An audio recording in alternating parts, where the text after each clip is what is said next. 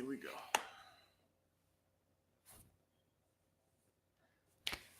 Yo, is there anybody? Yeah, okay. Let's Hi, hi everybody. what's going on? This is crazy. It's your boy. Let me get rid of all these excess interruptions and stuff. Bam. Bam. Bam. No more tabs. All right, y'all. Thank y'all for tuning in here. I'm just doing a bunch of random stuff here on my phone. I'm gonna wait for a little more people to get up in here. All right. In the meantime, in between time.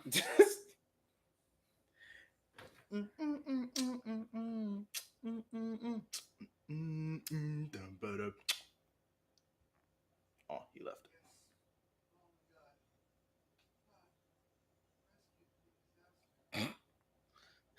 Okay, David. Yo, I don't know who's watching right now, but good to see you. Please say hi in the chat when you come in here. We're gonna wait till a few more people get up in here to start our little recap. But it's our 5th anniversary, and we're extremely excited to be here. If you got any questions, go ahead and put them down there in that little comment box. We will see them. Am I pointing in the right direction? I think. Down there? Depending on where you're looking at, it might be over there, it might be over there, it might be down there. It's usually over there. Yeah, it's usually off to the right. Right. But anyway, yeah. So I want to start by saying thank you all so very much. Yo, it's Steve. See, okay, for those of you who don't know about Steve is actually one of my great friends from the Manhattan School of Music in New York City. And he was one of the first people I met actually at the same time that I was starting this band. When we started this band 5 years ago. I won't get too much into the band 5 years ago. Huh? When you started this band 5 years ago. Yes, whatever. But see, but I still knew Khrys, which is the other thing about that. There's an interesting story about my involvement. I wasn't actually in the first iteration of the band, the first iteration of the band existed for a year, and then after the first year I came in the mix, and that's where the first iteration of the band you see now with trumpet, trombone, saxophone, rhythm section plus me. Right. Yeah. There's actually an interesting story about how I even met Khrys in the first place. Seal Gomez. I hope I'm pronouncing your name. Thank you so much for that. We really appreciate you. Thank you so much. Constantly working on that. Actually, you just reminded me of something. There's a little funny item that I bought maybe a week or so ago that actually should be in the shot right now. I'm gonna get it. Oh, Lord of mercy. What is the okay. This is important. Y'all see this thing? This is not even, it may look special. This is, you probably have one of these things at home. It's not actually that special. But for you saying that, we appreciate your taste in music. And I just want to give a of course. Okay. Of course you said your name. No, we thank you. Appreciate you. I want to make sure that the microphone is being caught. If y'all are hearing us correctly, is that cool? Do we need to adjust the mic at all? We don't know if we're too loud. We don't know if we're too soft. We're live stream noobs, of course. We're trying to figure out how to monitor the audio correctly, and we can't do that right now. But until then, we're gonna keep talking, and you're just gonna have to deal with it. You guys sound just fine. Steve says. Steve, man, what does Steve know, man? He's a freaking genius engineer cat. He don't know nothing about sound, man. Sound. What do you know about sound, Steve? Oh Lord, Steve. No, but okay. So I'm pulling this thing out because it's actually quite an interesting instrument. Like I said, you probably have one of these at home. All of you who are watching this thing. This is just a regular old Yamaha.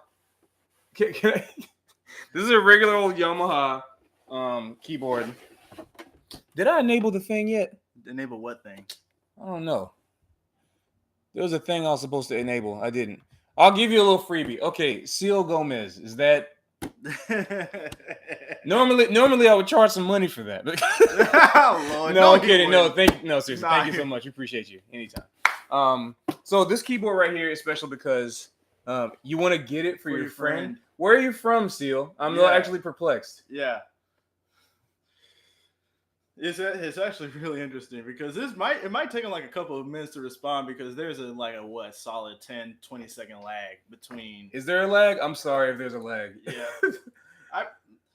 I'm just assuming that's the case. I'm not. streaming noob too.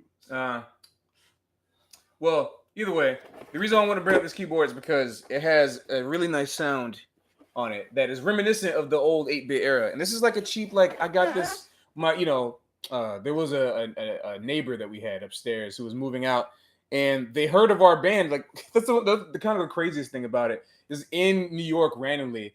A neighbor. Yeah. That's normally not what you think of. Yeah, right? Definitely. We had a neighbor. Not, no. I went up, we saw an advertisement like on the elevators, and it said, oh, like we're giving away all this stuff and selling some stuff too. Come get it because we're moving out. So I'm like, okay, cool. And then I go up and I knock on his door, right? And lo and behold, I was wearing my J Music t-shirt. Not this one. I was like the black one, the other one. So we were wearing that. I walked upstairs and I was like, hey, like, you got a keyboard, you got a guitar amp you're selling. I would like to get those things. Let me just check out the keyboard.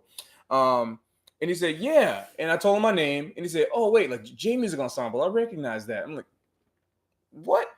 Like, how did you really? You've heard of us? That's incredible. Yeah, we seldom ever like socialize with the other tenants in this apartment building. It's New York. Like we're both of us are here from the South, and we're used to like being nice and friendly to people. Yeah. But that's not really how it is up here, unfortunately.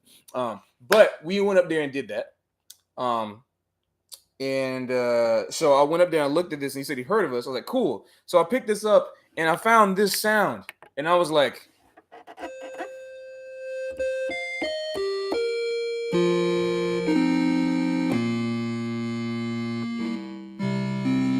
Woo! Patrick just said my name. My life is complete. That's one for the record book. Ah! Well, I'm flattered. I'm very honored that you feel that way about me. Maybe one day it will, mean a little more. But yeah. Yeah, definitely. Thank you. I hope your friend enjoys that. I don't know what the heck my voice means. I don't think it means anything, but maybe someday it will. Yeah, Steve, I know the sound is crazy, right? So the thing I found about this keyboard, I wish I actually had my pedal board. I have a new pedal board out. It's another update. I have a guitar pedal. I'm running my saxophone through guitar pedals now. That's a new thing that's happening. Yeah, you're a musician too. Okay. What do you play, Seal? I like doing this. It's so perfect.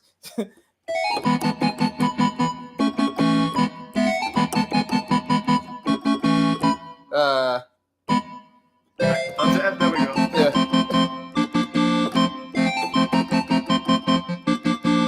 Oh, that's a vibe.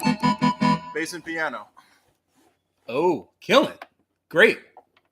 Well, do you have anything of yours up on your channel that people can see?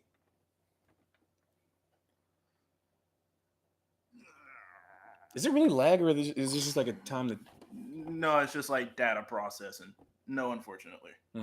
Oh, that's cool. Well, hopefully you will someday. And if it's killing, we'll share it and we'll let people know about what you're doing. Yeah, exactly. One day indeed. Exactly. One day indeed. Fly buzzing around my ear. Get it? It's the J Music Fly. No, the only fly things that need to be fly are J Music itself. You don't understand. Fly says, fly. Your name is not Fly. I'm sorry. Khrys said there's a fly in here buzzing around and it's annoying. But hey Pat, pull out the sax. I guess it's It is 7:50 p.m. I guess that's possible. You know what? You can take over keyboard duties right now. Lord. I will be right back. I have to go into my domain here. Hopefully you won't see how messy it is. Good, the lights off. Oh my God, look at that. My saxophone. I 100% guarantee I did not plan this out. My saxophone is already unpacked. That's actually ridiculous. Okay. Now where's my neck strap?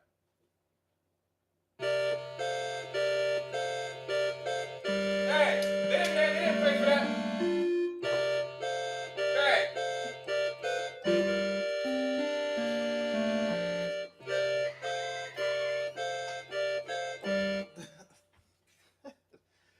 8-bit remix of freebies.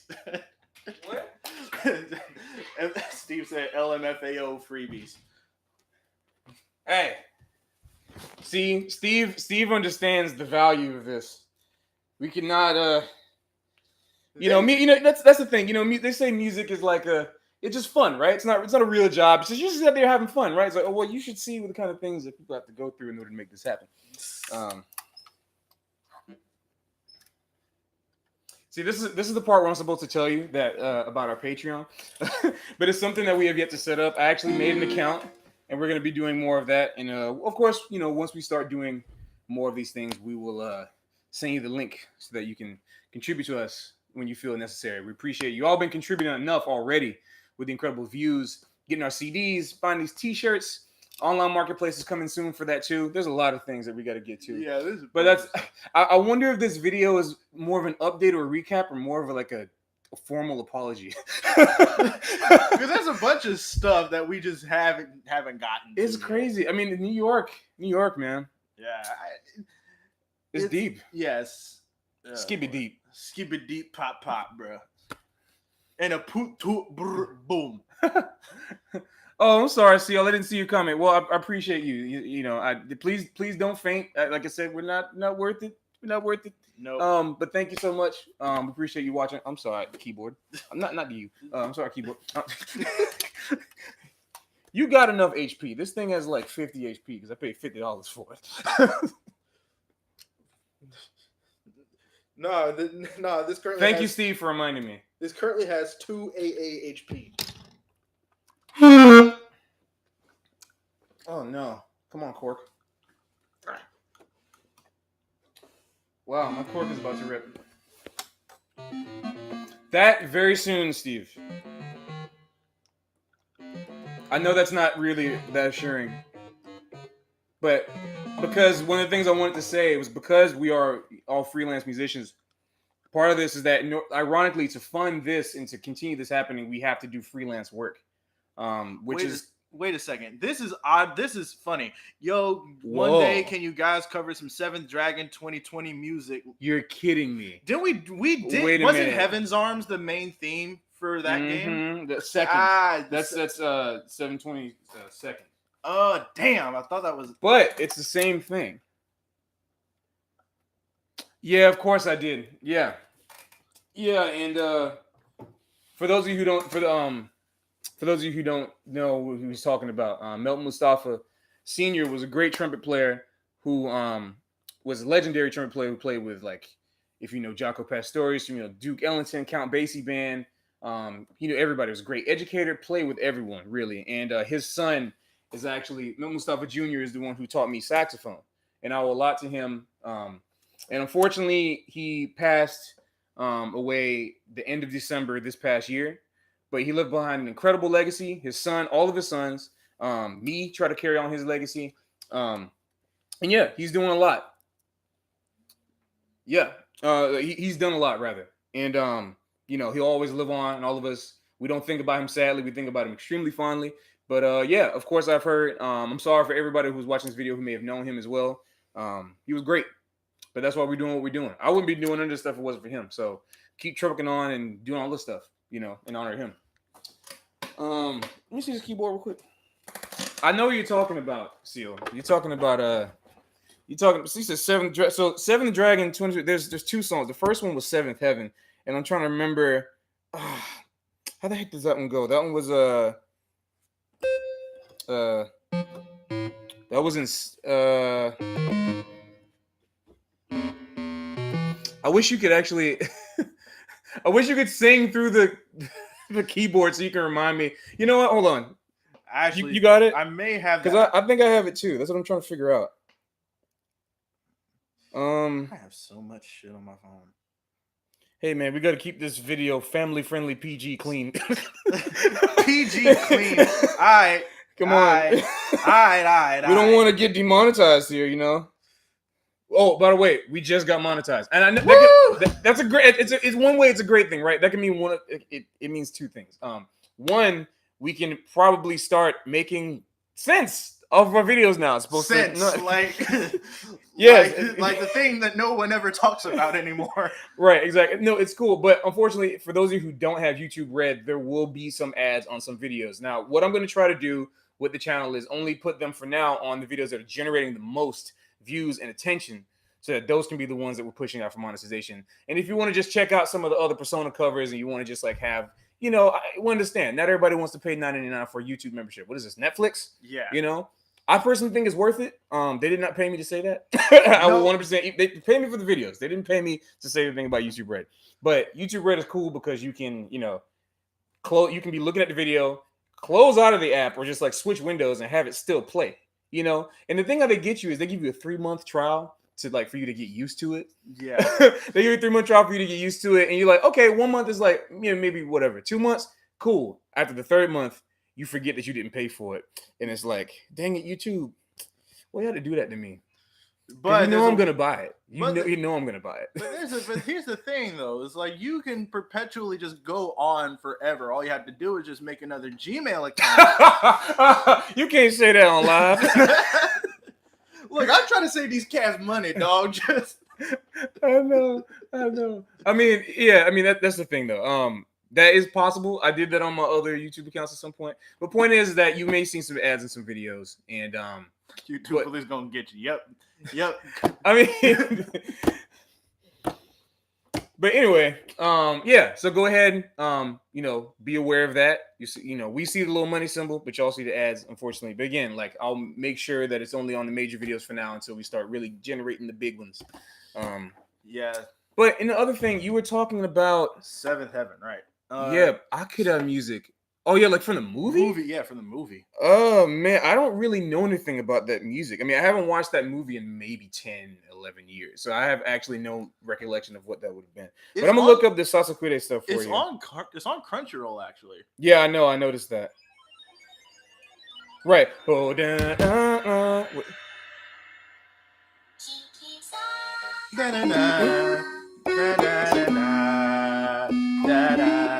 Yes, I remember now. Right.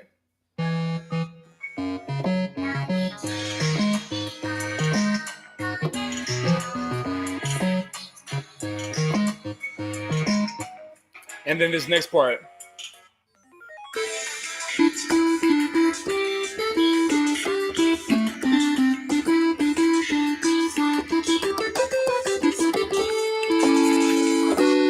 Yeah. Oh, we got a question. Hello, I saw you guys at LCAC last summer. I'm wondering, how do you guys play by ear? Dang. Yeah. I think we're okay. See, first of all, hello, Snivy Gohan. That is an incredible name. Incredible. They're two of the best.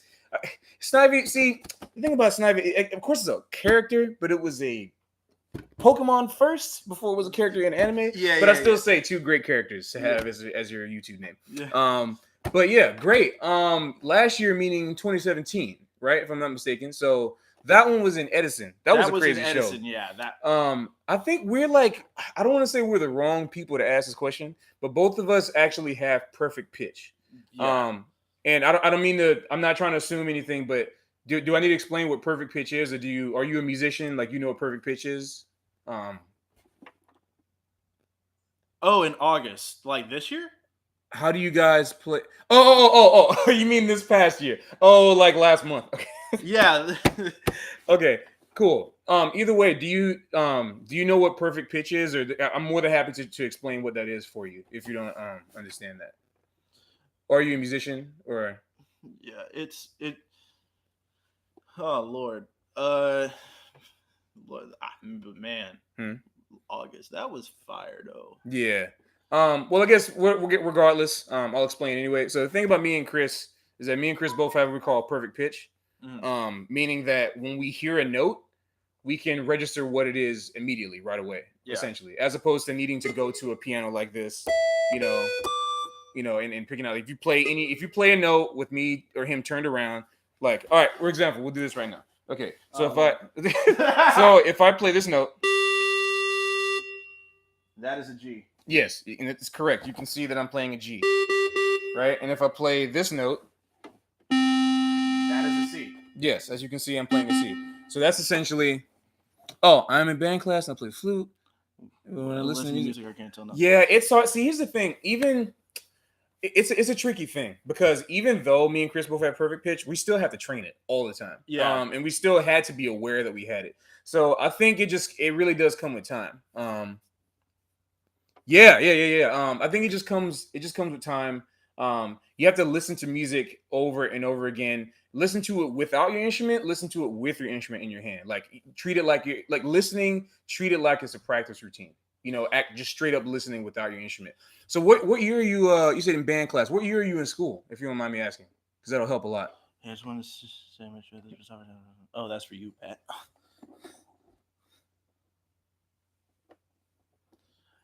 Snivy Gohan, Lord.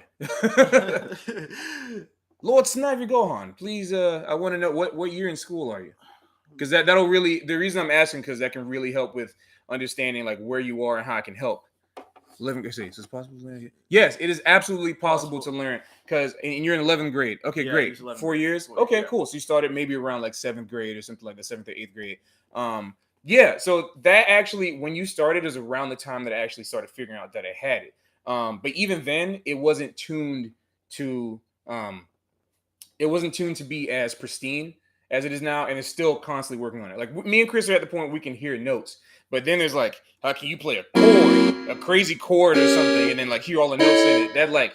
That takes a lot of time and practice, But at the same time, you can learn it. It takes a lot of time just getting with your instrument, your flute. And the interesting thing about flute, actually, see, I have mine in my room, but the interesting thing about flute is that if a great flute teacher will tell you, you have to envision the note. You have to imagine what that note is before you even play it. Mm-hmm. So if you want to play a C on the flute, right? You want to just play open C. You think, you think about what it is, like the sound you want to create, the cavity that you create with your mouth, your embouchure, your throat, everything.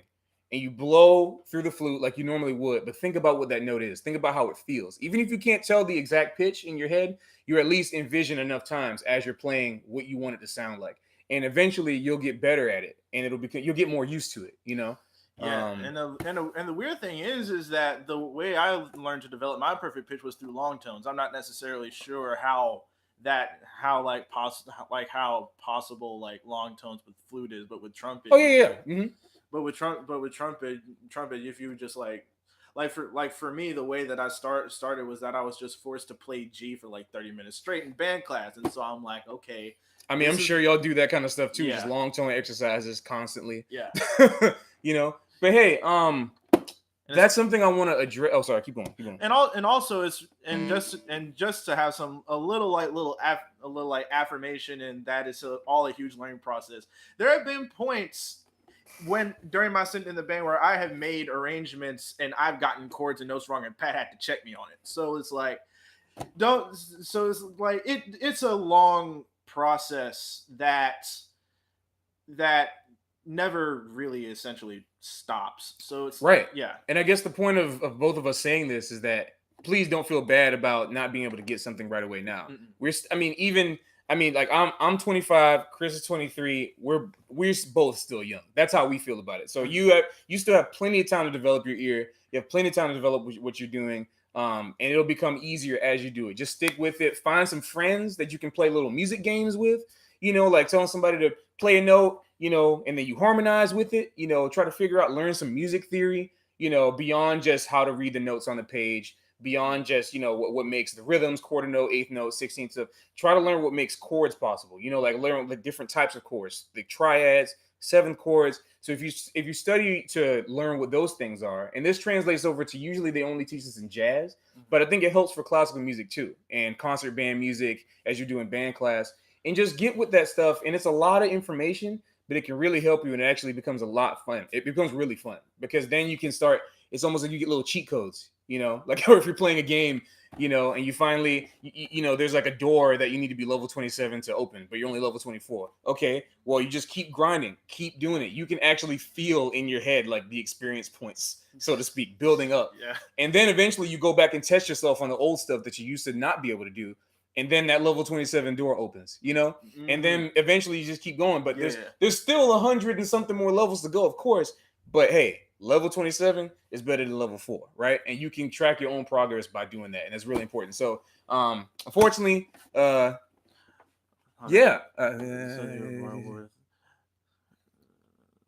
Yeah, well, that's the thing. So let me actually explain better what I'm talking about. There is perfect pitch, which is more of a preconceived kind of like a prenatal thing that is a certain thing in the brain that people have where you can immediately do it. But there are a lot of people with what we call relative pitch, really, really good relative pitch Yeah. that is almost near perfect pitch. And I'm the kind of person that believes that whatever you call perfect pitch, I don't necessarily think that thing is something that you're born with, because a lot of people who do claim to have perfect pitch, I actually have a fun fact about that. When I was at the Manhattan School of Music, I started in 2011 up here in New York City, and we had to take theory classes, theory tests to place out of theory exams. See, are you in theory 1, 2, 3, 4, 5, whatever? Yeah, they would just gauge natural ability to see which classes that we didn't necessarily need. Exactly. Yeah. And so I'm not going to name them by name. One of them is actually in this band. I'm not going to name his name, but there were 3 other people that I'm still great friends with. I love them to death. They have perfect pitch. But out of all of us, I was the only one that tested out of that first part of the theory. And the reason why is because the other 3 of them, they could hear the notes, but they didn't know how to put it together. Because all they were just relying on the fact that they could hear the notes as opposed to really studying the thing. And so that's the thing that I think is interesting to keep in mind, is that you still have to practice. There are a lot of people with relative pitch, really good relative pitch, who spent so much time practicing over and over and over, hearing the notes over and over again, and they actually passed out over the people who had perfect pitch. And they didn't have perfect pitch. They just had relative pitch because they worked on it for so long. And so that's the thing that I'm saying you can keep in mind all the time. No matter what, I believe this: hard work over talent. Mm-hmm. Because you can have all the talent in the world, but if you don't use it, that extremely, extra sharp knife you got in the drawer is going to rust because you're not cutting with it. You're not keeping it clean. You're not keeping it sharpened. So that's what you have to do for yourself, Yeah. And on top of that, there's also the concept of how things lie on a spectrum. Whenever you start out with something, you may start. You may not start out on level 1. You may end up being like, oh, I'm like, let's say level 3, and there are people that study with you and they're at like level like 9 or 10, and it's really important to not hold your standards to what they can already do. Like, don't compare your level 3 to other people's level 9 too. And like, I've had a major struggle with that whenever I was in college too, and it's just the best way to spend your time. Just stick to your own lane and just keep at it.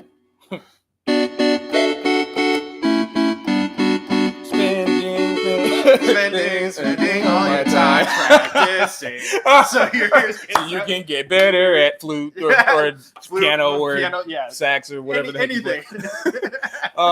But yeah, so the bottom line is, yes, I just read your comment, Snappy. Yeah, your friend is still super cool. I'm not taking anything from your friend. Your friend is still super cool. I'm just saying, just because your friend is super cool, don't mean you aren't either. Yeah. And don't mean anybody else that doesn't have perfect pitch isn't either, because you can always work for it. I just started playing this game, Pokemon Quest, the free Pokemon game that just came out. Yeah. And but even not just, let's not even talk about Quest, Pokemon in general.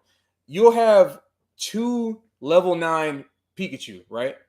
So the Pikachu may both be level 9, but their attack stats might be different, defense stats might be different on this, health might be different, all that kind of stuff. So even if y'all are in the same place, it doesn't mean that there's certain things that can't be worked on. Y'all feed over each other. That's what makes a band.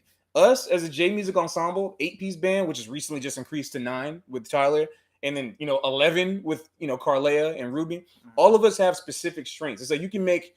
I'm actually interested if someone wants to make a little. I think we might have been talking about this. Like if J Music was an RPG, who would be what? Like who would be the archer? Who would be the bard? Mage, the knight, the ninja, whatever. Yeah. We all have different classes, so to speak. We all have different abilities. And that's what makes the band work. If everybody could do the same thing and everybody was, at the same level and did the exact same thing, the band wouldn't work. It'd be too heavy and all of us would crumble because you need one person on sniper duty. You need one person on healing duty. You need one person on damage control. Another person on, all that kind of stuff.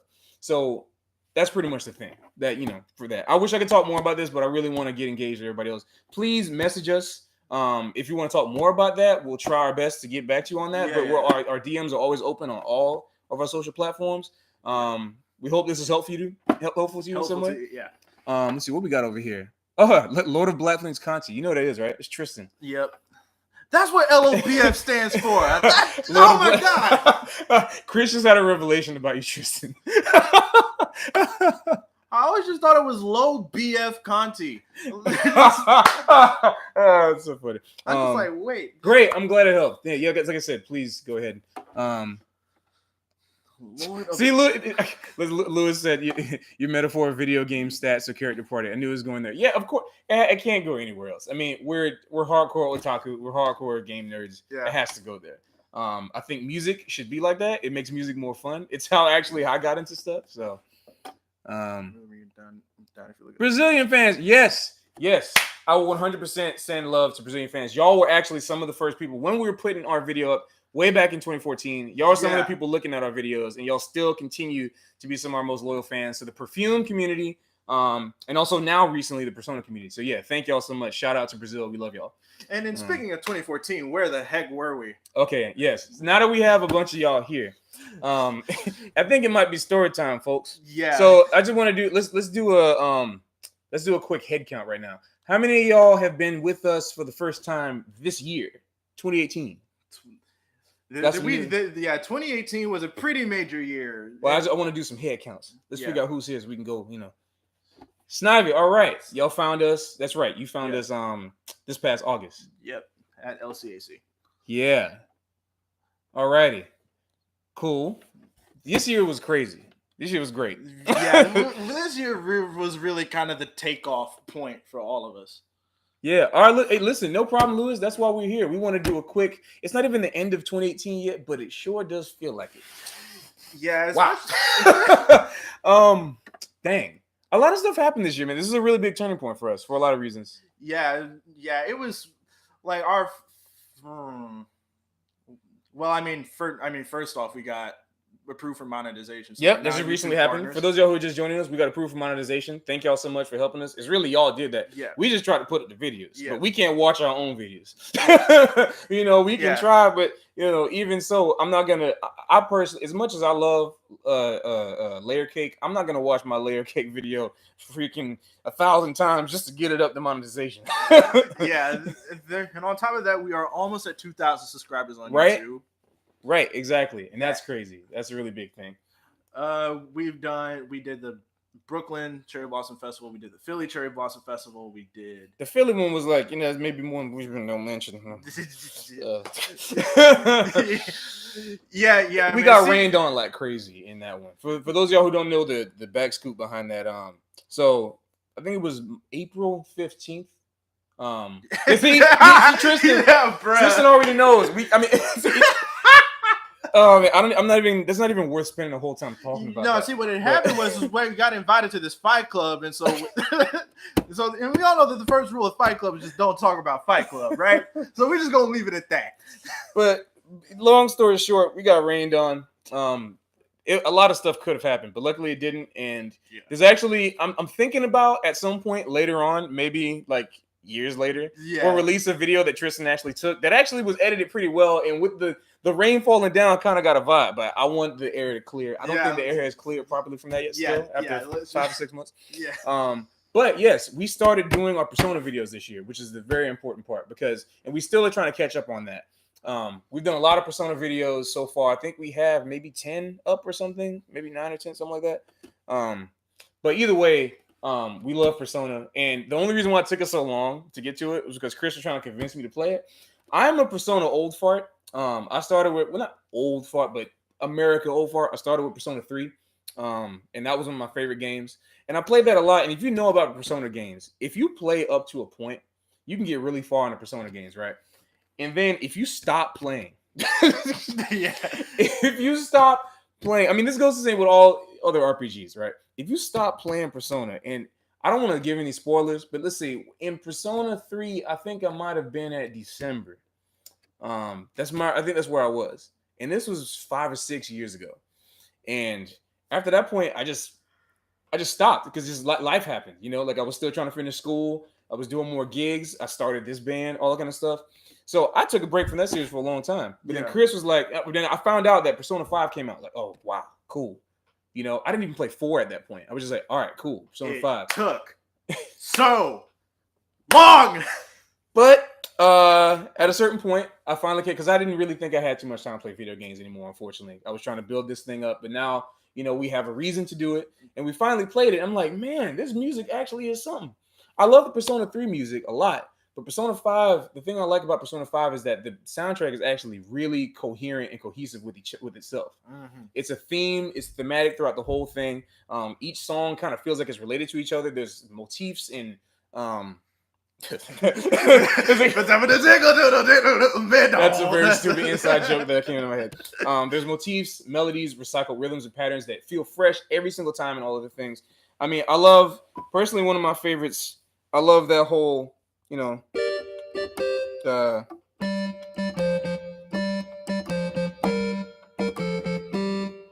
like that whole little thing.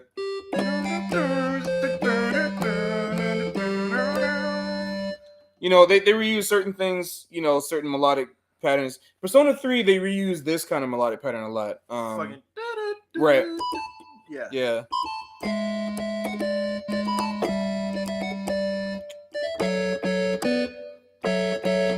Like they did stuff like that. And so a lot of the Persona 5 music also has different motifs like that. And I was just kind of intrigued by that. So that's when we started doing some music. And then we came up to the realization that, wow, a lot of this stuff would work perfectly with a live band. How come no one has done that on YouTube yet?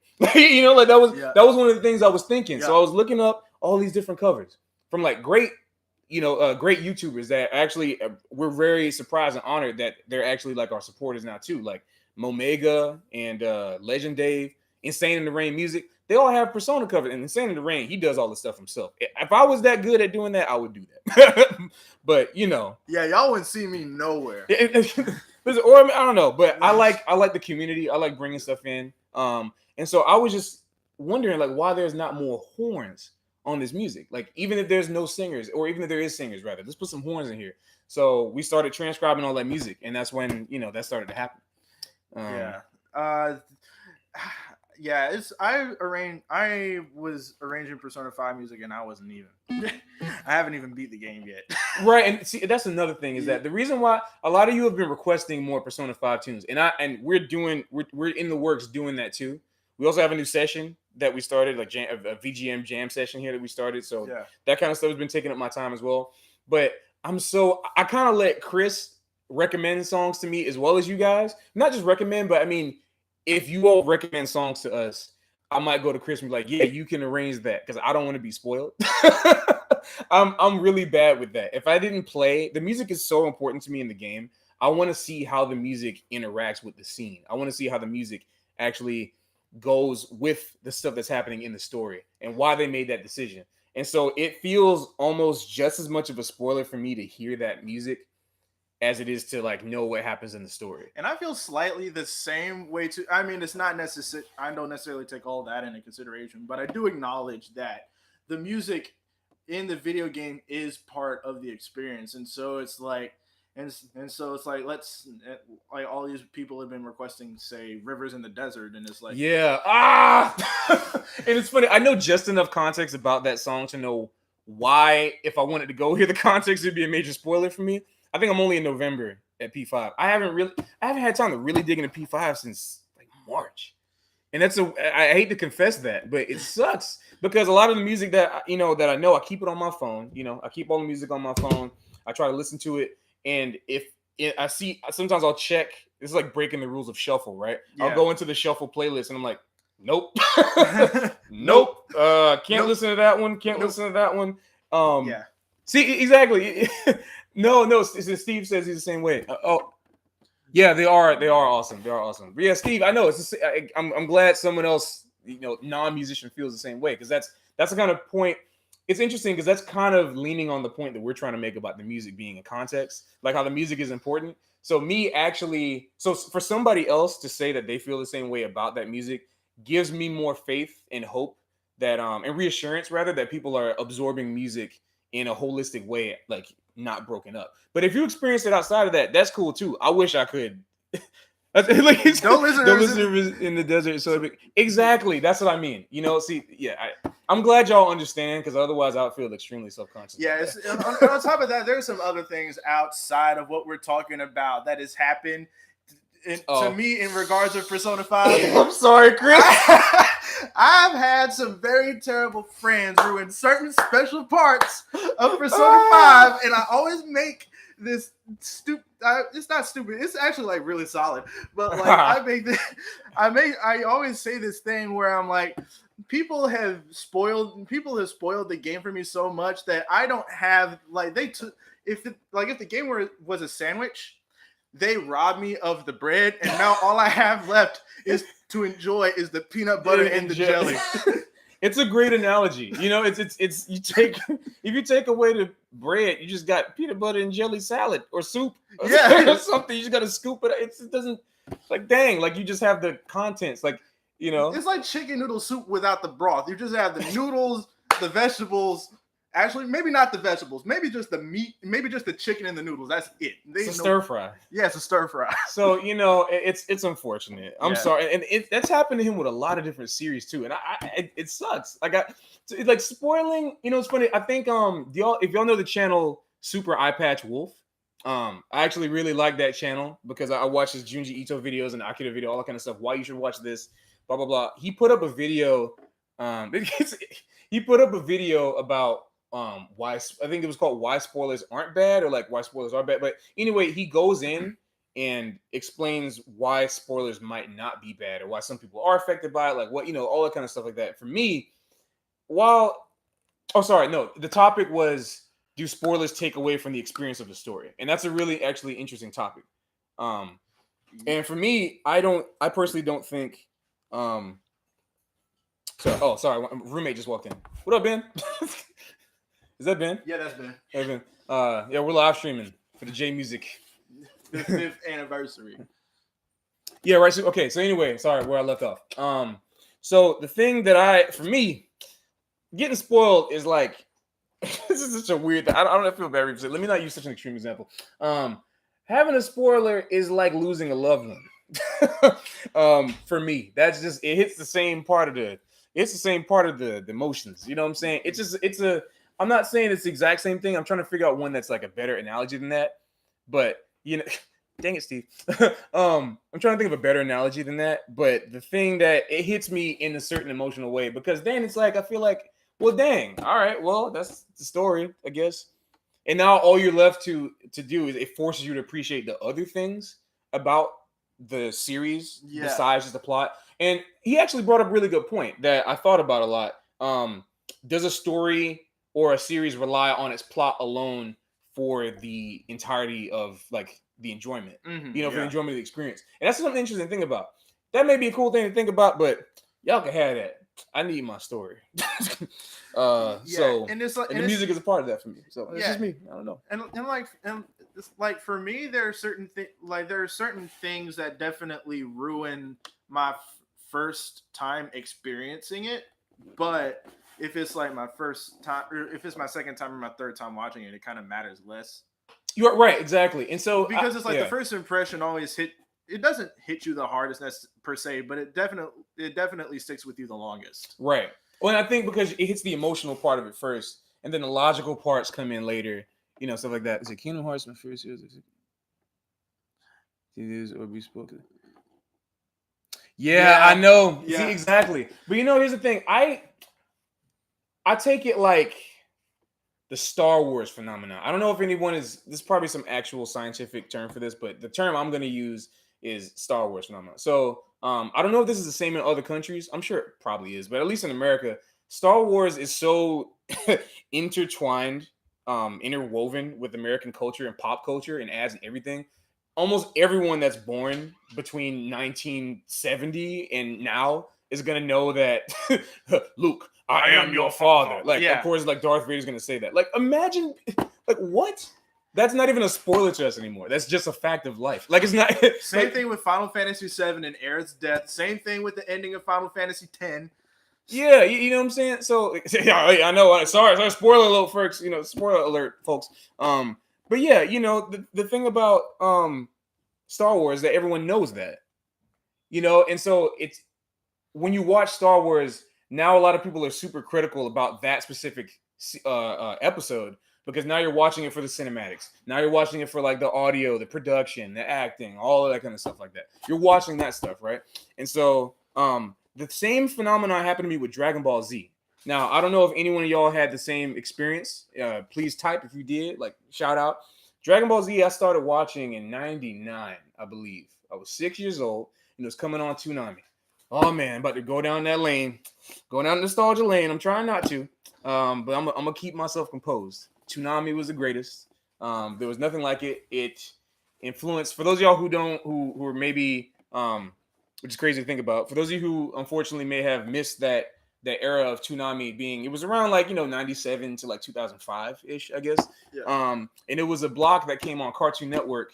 Before it was called CN. Is it still CN or did they change it back to Cartoon Network? I haven't watched it in a long time. I think it's still CN. All right. Well, it was just Cartoon Network, and at like 4 o'clock, and then later on it was 5, and they kept bouncing around back and forth. Mm-hmm. You would run home from school to go catch Toonami because, look at that. Yep, you know, it's reboot, Sailor Moon, exactly.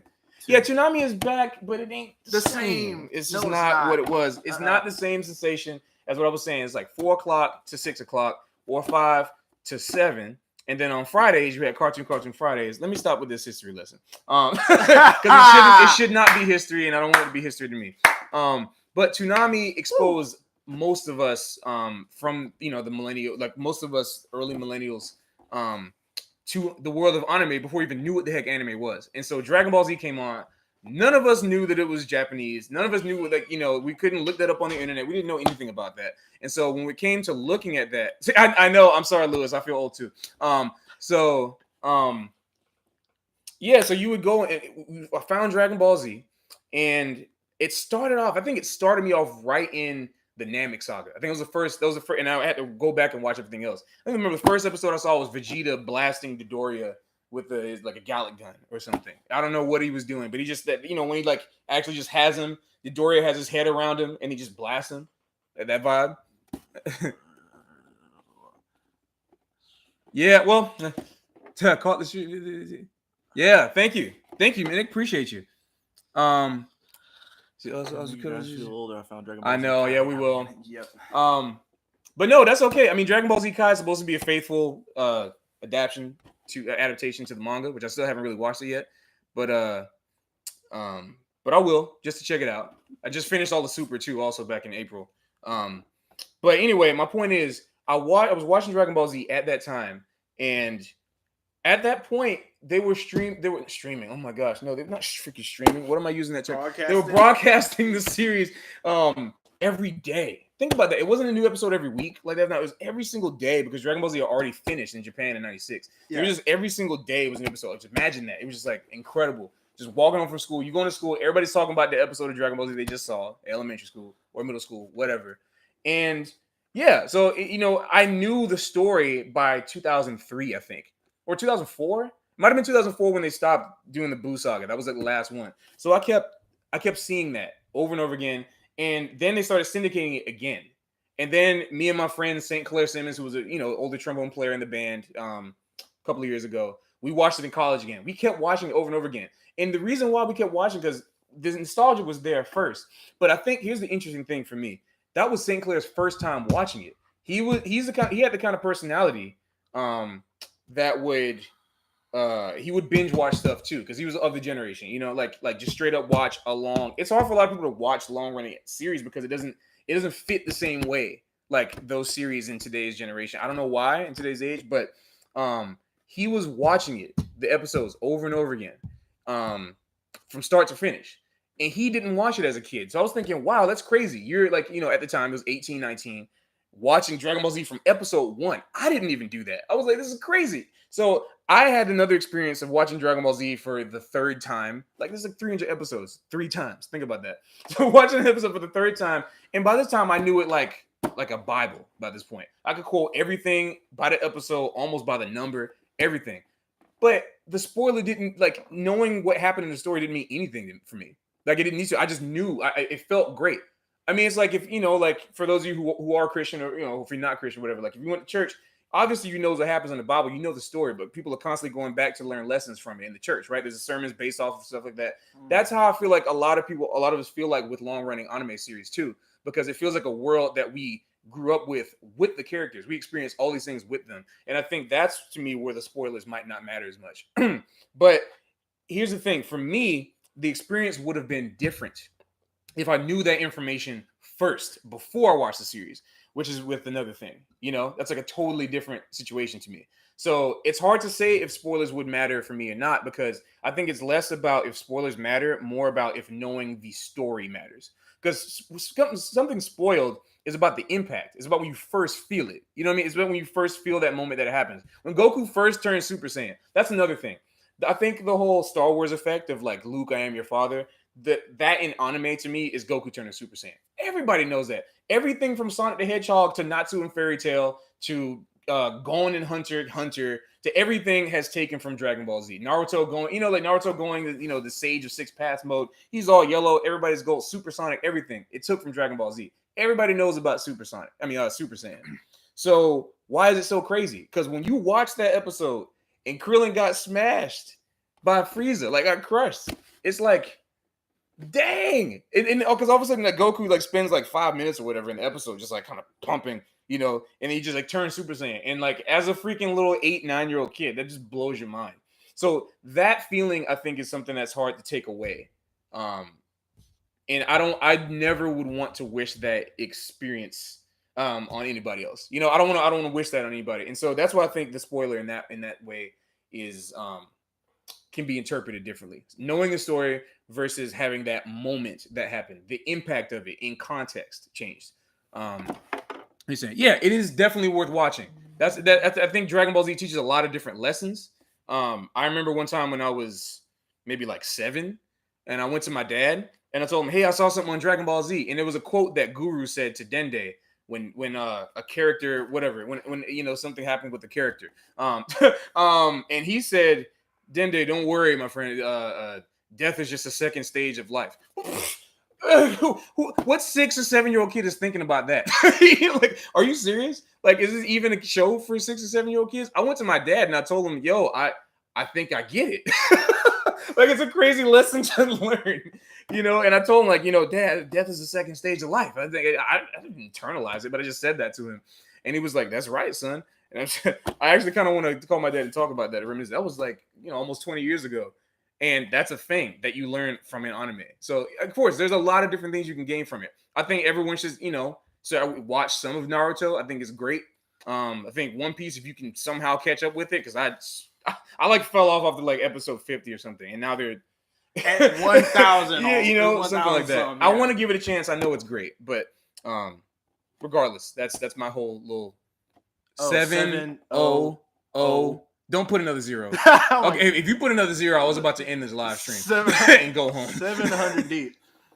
Yeah, but anyway, speaking of anime, are we going to see any anime tunes? That's a great question. Steve actually saw a great question. So, actually, at this past show, and if Snivy is still here, they will remember. We actually did our first like real anime medley, and we've done anime songs in the past, like at our first show back in 2014, which we'll get to. Right. Remind us to get there at one point.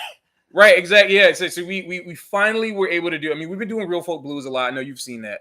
We've been doing a lot of real folk blues. Thank you, by the way, Snappy. Appreciate that. Yeah. But we do real folk blues a lot. We've been doing that since we started. And we actually did the Noragami theme. We did Noragami Aragoto. Yeah, Aragoto. Yeah, the Noragami Aragoto, the second season. Yeah. And I fell in love with that series so much. I watched. Khrys was here. Me and him were like, let's start watching it. Right. We watched like the first 5 or 6 episodes, and then Khrys went back to his room, started doing other stuff like an actual human being, normal person. Meanwhile, myself, because I hadn't really watched anime in like a year or something, like actually really sat down and watched because I hadn't have time to do it. I went back in my room and finished all 24 episodes in maybe like 2 days. I just binged it because I finally had some days off, and I went. When I came out of my room, I was like, I remember this feeling. This takes me back to high school summers. Having absolutely nothing to do and just watching anime. It's the best feeling in the world. Yeah, you know what I'm saying? It's just great. So I binge watched it, but then I was like, I need more. I'm the kind of person, I will read the manga. Forget waiting for the next series to come out. If there will be, I'm gonna read the manga. I'm on that wave right now, Steve. Listen, I started watching the first 3 episodes. I love it, but I just need the time. I have pockets of time to watch shows, and once I have some more, I'll get the momentum. I love it. I like it. I really like Boku no Hero. It's like this generation's posse anime.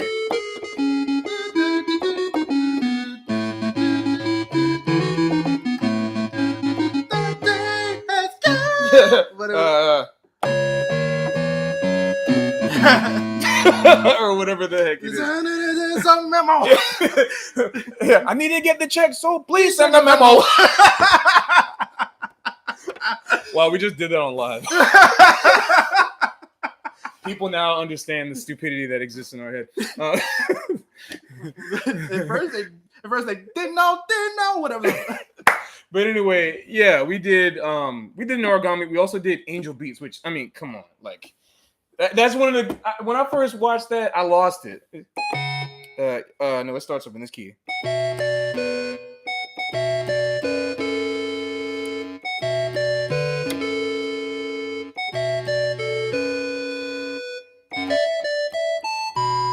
You know, that's one of my favorites of all time. It's gonna make me cry too, because that show, like, I'm not gonna say nothing about it, but you know that ending is just like, come on, like, why you had to do that?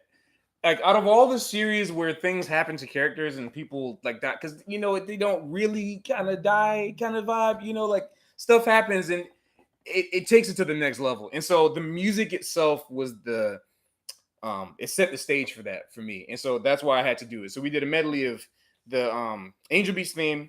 What else did we do inside of that? Oh yeah, we did Again by Yui, of course.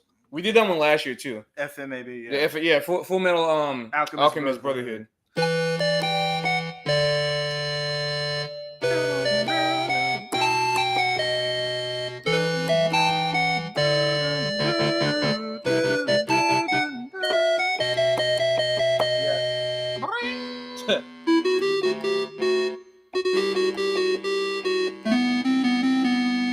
Like that vibe. I wish I could play piano better.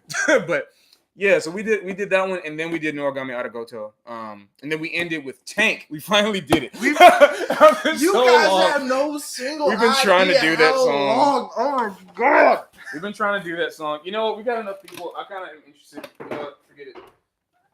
Just because I love y'all, but also because I hate myself, because I don't know why I'm going to do this right now. I'm going to attempt to, without practice, try to play that solo. Let's see what this. Just gonna move this mic.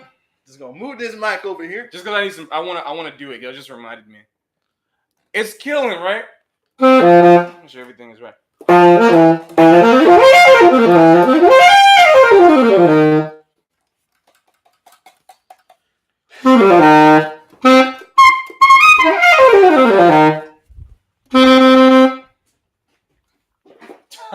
Are you gonna play the blues? Yes, I am. Is there a bass patch on this thing? There might be, or you can just hit 075.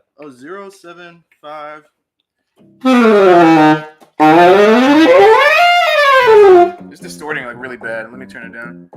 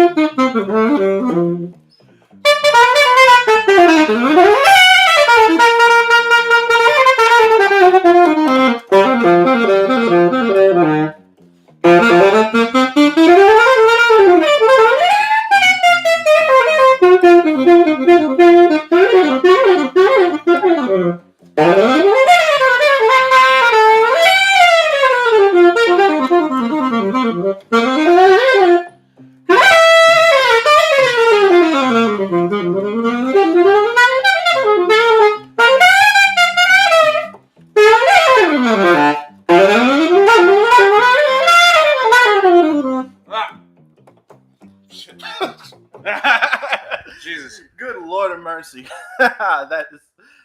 Well, all right. I'm gonna stop that. See, the next thing I want to do, and this may be extremely. Thank you. This may be extremely zealous of me, but as I told Khrys, I'm making it a mission. I want to transcribe the Big Blue solo from Mario Kart 8 Deluxe. Now, I don't know how the heck that's gonna happen, but I'm gonna make it. I'm gonna make it possible in some way. You know the one where it's like, how the heck does it start? Wait, what's the?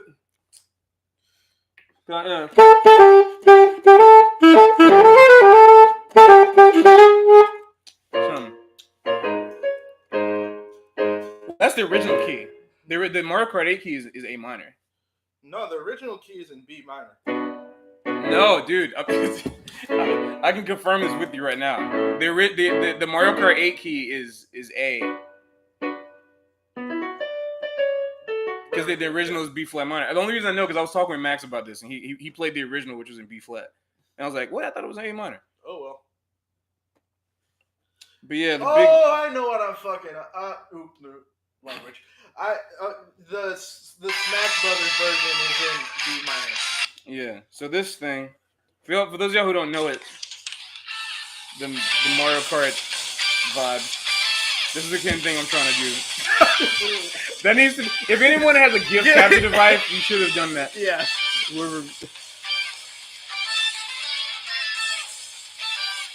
The Samus one. Oh yeah. Right.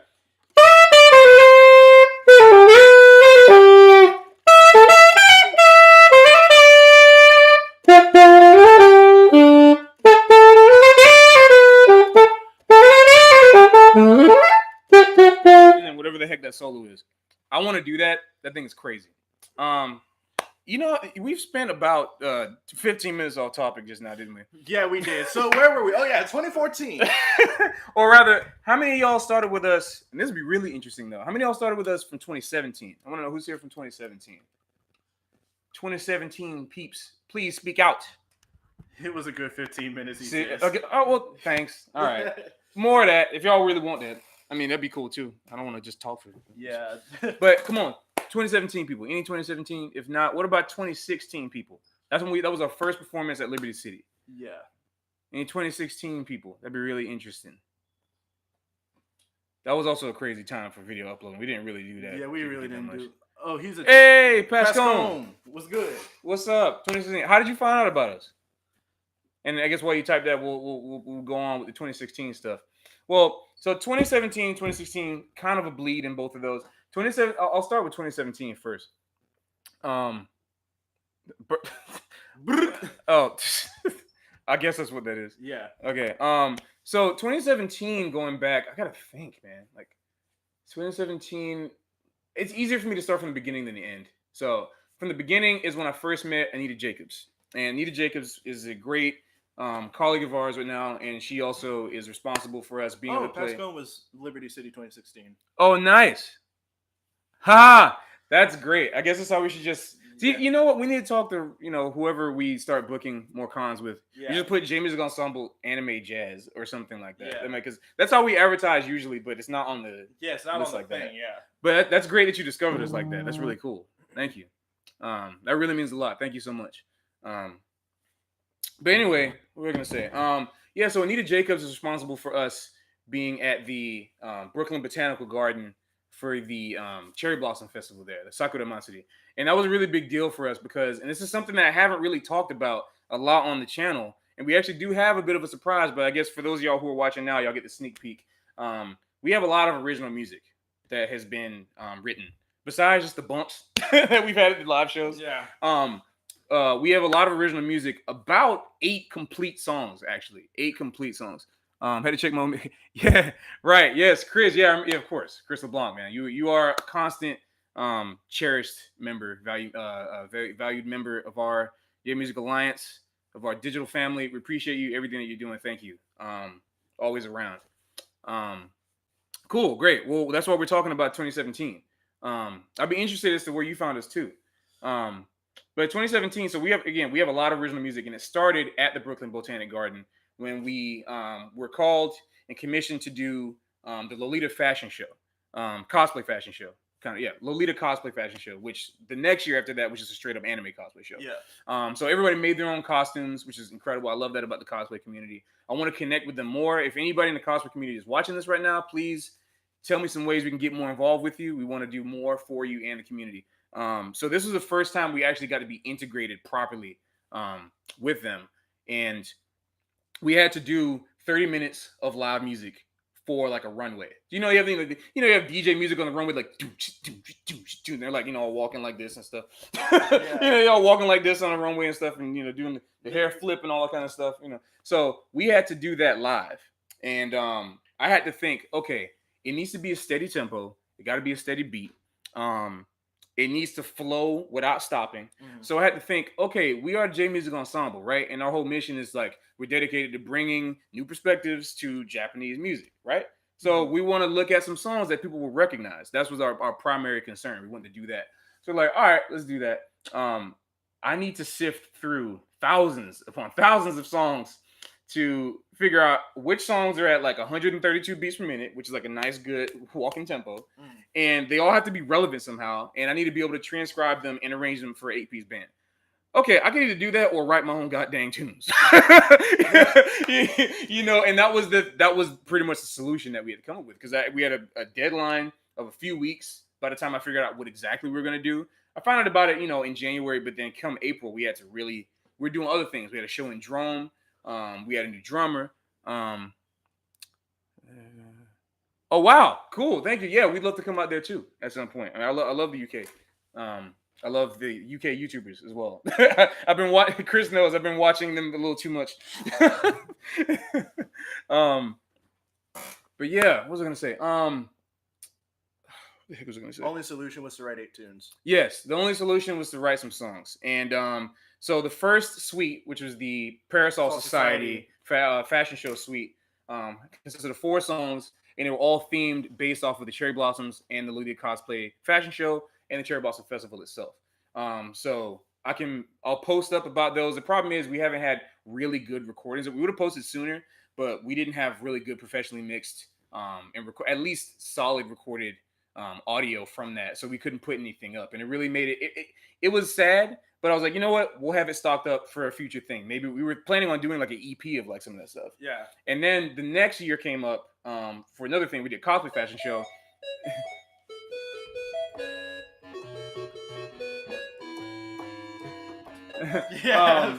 But yeah, so that was one of the songs, and it was a Khrys feature. So it featured a lot of different people in the band, and the cosplay fashion show was really cool because what we did for that, now we have to write some songs, do the same thing, but that represent the cosplay spirit and the anime spirit.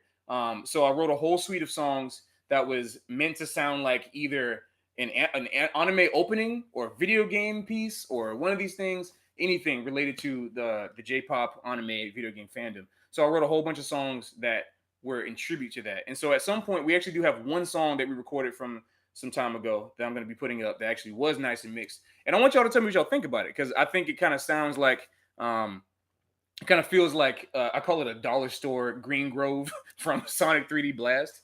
Because it's just like, it's a song, it's cool, but it almost takes deliberately the same feel and everything from it, but with a new melody and all that kind of stuff like that. So I'll post it and y'all tell me what y'all think about it later. But yeah, 2017, after that, it was a new band essentially. We had 2 official J Music J people. Mm-hmm. We had Misaki Nakamichi, incredible drummer. She's back in Osaka now. I think she's back in Tokyo actually. And Takafumi Suinaga, who still has been playing with us recently, and he lives in New York. He lives in Brooklyn. And we started getting more gigs and more opportunities, we started to be able to play more challenging music, and because we had more time to rehearse, we had more opportunities to show the music and showcase the stuff. The anime convention gave us a better opportunity to choose more anime music to show for people, and it all around diversified our palette from just the normal J-pop stuff we're doing. But actually, I'm gonna talk about that in a little bit. Before I do, how many? So we had 2016. Now this is really random. Do we have any 20? I'm gonna lump these 2 years together because they're pretty much the same thing. Yeah, we didn't do much. Yeah. 2014, 2015. How many of y'all were here from the very beginning? Some beginning OG J Music peeps. Back when I was like, well, we'll I mean, there's one. I know one of y'all that's original, even before YouTube, but you're cheating, Steve. You know what's up already. But this is the perfect time because I think it's time to go back and delve into some old J Music history. I wish there was a little transition. Yeah, where's the top 5? Yeah, we need to talk. Oh my gosh, yeah. That's why we're going back there because we have to talk about all this stuff. Yeah, we do. So let's spend a little more time on 2016 now. Yeah. So 2016 was interesting because by that point we had just really figured out how to get our online presence happening. That was like, I mean, we started YouTube at the end of 2014, and we started getting social media handles and all kind of things like that. But it didn't come until 2016, we were thinking, okay, we're flourishing with ideas. I just graduated college at that point, maybe almost a little less than a year before that. I was actually a part-time student at the time. Right. I breezed through all of my requisite credits. So my senior year, I was just kind of like chilling. So the bottom line is that we had some time. We had some time on our hands, and we actually we were thinking about different things that we could do to engage with the YouTube community in more ways than just covers. And one of the things we thought of is like, yo, we want to find out new music. Like, we want to find out like what's some new music to cover. Yeah. And we kept looking at the charts. We kept looking at the Oricon charts to find out what was popular, what was charting. We wanted to find out. Obviously, we want to do songs that we like first. That's the primary objective. Do what you like.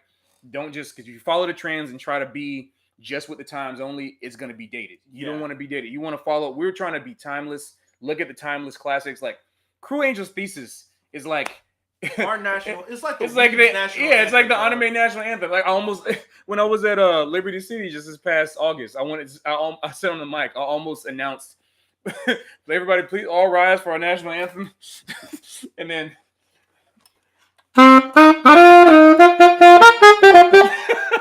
You know what I'm saying? Like it's our national anthem. It's almost like that, and it's constantly memed. It's constantly talked about. It's got whatever. Speaking of which, it got memed again. Yes, that's right. But it happened because there's this new meme going around where a bunch of the entire meme community discovered that almost all pop songs are made with the same tempo, beats per minute, which is 128, and They found out that some songs match with each other. This case being Cruel Angel's Thesis and Party Rock Anthem by LMFAO. And so somebody synced the music video to Party Rock Anthem with the music with Cruel Angel's Thesis. And it's making a comeback. Yeah, it's making. But I guess the whole point of us bringing that up is that there are certain songs that are timeless, right? Yeah. And we figured that we had time to cover those because Real Folk Blues is always going to be around. Tank is going to be around. Cruel Angel's Thesis is going to be around. Those 3 songs are like the trifecta of like what makes anime music, like the anime music. A lot of like it's throughout like the generations. Yeah, it's like the Triforce of anime music. There's other things, let me know. But these are the songs that I feel like if you played them anywhere, everyone knows them. Yeah, throughout, regardless if you're 12 to 42 to whatever, like everyone knows these songs in the anime community. It's crazy. And so we wanted to spend some time getting current because I had my knowledge of whatever it is. Like I got into anime. Okay, let me stop feeling old for a second. Okay, so I properly figured out that anime was Japanese around 2004, I guess, 2005.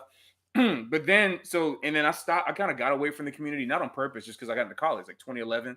And then Khrys, you already always into video games and all that stuff like that. I was always into video games. Like I actually not. it was weird because I didn't start getting into like Japanese made video games until I was like my senior year in high school, because at that time I discovered Metal Gear Solid and Final Fantasy, and that's still like the very essence of my being today. And Minik says that they are currently 12 to 42. So that statement is true. I appreciate it. I mean, I'm when you've currently apparently mastered time travel. So please inform me of how you do that. But I don't know where it's on live. So. But yeah. So I guess the point is, like, we had limited approach to this, so we wanted to get more current, find out what everybody's into. Yeah. So we started looking at the Oricon charts, which is kind of like the Billboard 100 top 40 for Japan. Mm. And we started looking at all these songs. We're like, oh, this is cool. But then some funny stuff started to happen. Because while we started seeing some songs, we might have found like 5 or 6 songs that we thought were really killing. And then the rest of them are just like, what in the world is this? And why is this charting? Why is this one song that's at number 1 over like number 23, which is the most ridiculous thing we've heard in J-pop? It's like incredible. And so we were thinking, oh, wait a minute. This is we forgot the charts are based on record sales. That's all it's based off of. It's not based on if the charts are good. It's not until I started looking at this, I didn't realize that that's what it was. Not looking at that charts, but before I got into music as a musician, when I was like a kid, I didn't know anything about that. And I kept remembering, wait a minute, this is all based off of sales. It's all based off of what sells to the public, what is most appealing. And that intrigued me because I was thinking, wait a minute, what if there was a chart that was just based off of what people actually judged on the music, like, you know, based on certain categories? Like, it has to be something that we actually can measure in a way, even though music is subjective. Everybody's going to have their own opinions. I wanted to encourage everybody to do that on their own. I still do that. But me and Khrys decided, okay, let's actually make a series where we pick our top 5 songs that we think should be at the top of our own Oricon list.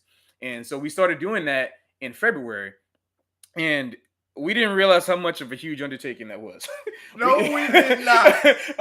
We didn't. It was unfortunate, man, because we started it as a weekly thing because we're thinking, man, we get a weekly series, great. Because then we're going to look at it after a year. We got 52 episodes, killing. We got seasons, we got everything.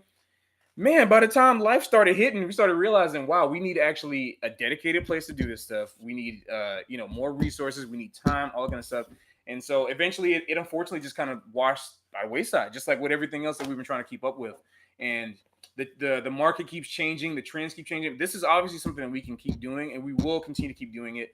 We recently talked about like making the move from like an actual video series to like a podcast thing format. Yeah. Just so we can, instead of having it be, because another reason, if I don't know if like whoever was around since 2016 or 2017, at the top of 2017, we tried to reboot it. We're like, we got time, we got the energy, let's do it. Right? The problem was we chose an AKB48 tune for our top 5, and that did not go well. And something else. Then we chose Gen Hoshino too, right? Yeah. So we chose all these like really like major.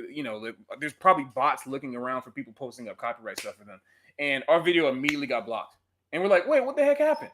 Like, and whatever reason it happened, we realized we got to find another way to do this and find a way to make it legit. We needed more time to think about it. And so it's probably going to be released in a podcast format. Stay tuned for that.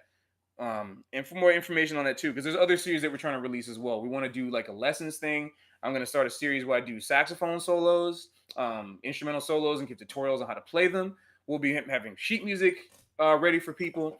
And I know we're giving like a lot of, it sounds like empty talk, but we're really actually working on this as we speak. And we're going to give that to you as soon as possible. Yeah. Let's continue on with our reminiscing and go back. Now let's see. Where were we? 2014? We were 2016, so let's go back a little bit. Because 2016 was our first LCAC thing, too. Yeah. But we already spent some time at LCAC. Let's get to the roots. You know what? I think at this time, I'm going to start from the very beginning. All right, so this is where you start, because I'm not even in the picture yet. But you technically were, though, and I want to hear after I say this, I'm really interested to hear your take on this. All right. So for those of you who are watching right now, we're going to start back to 2013 when I first started this band.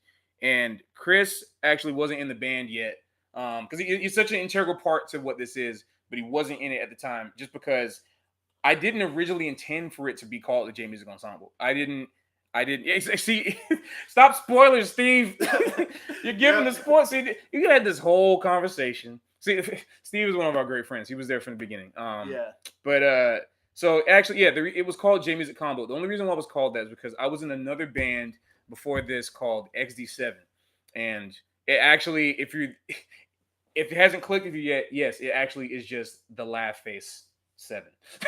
I'll type it in the comments right now so you can see it. The band name is called XD7. That's like all it is. And it's a great band. But we came up with the name because we were trying to figure out some stuff. And at a certain point, our brains just farted, and it was just, we couldn't think of anything. So I was like, what about like XD? This is something that we used to type on the internet forums and stuff like that back in the day. And then everyone was like, that's perfect. Like, I don't know why it's perfect. I don't know anything so perfect about it, but whatever. So we started that. But a lot of I wanted to start a combo at school with those musicians, because at Manhattan School of Music and, most also music colleges, you have to be required to be in a combo, which is, just another word for like a combination of musicians, for your jazz performance degree, because that's what you do to get better at your skills, real life performance, without the pressures of having to make money for it. You're in a safe school environment. I wanted to put that emoji. Great pun. I wish I could tip you for that for that pun. So one of the things that happened, I wanted to get those people in the band in a school band, because I wanted to have a legitimate, hey, like, let's meet every single week and do this. But then half of the band actually either left the school or graduated already. So I was like, that sucks, whatever. But then the next year happened, and I discovered Vocaloid music. My friend Andrew Olson is a great saxophone player. He told me about Hatsune Miku. This is summer of 2013, I think. And I kind of already knew who she was, but I never really checked out the stuff. And I went back, and then I also discovered sasakure.uk. And if Snivy is still in here, they mentioned Seventh Dragon 2020. He did the music for that. He's a Vocaloid producer and composer. Some of the greatest music I ever heard. I never heard anything like it. Actually, let me give you a little sound bite, a little sound clip of something from him. This is Tweetbox Puppet Theater. No, I'm not putting that on. So there's this song, Tiger Rampage, right? If it sounds distorted, it's supposed to sound like that. So it's like.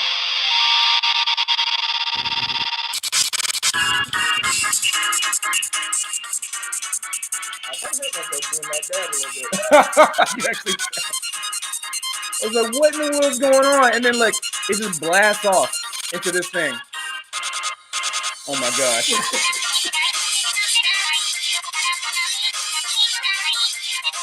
I'd never heard anything like this before, right?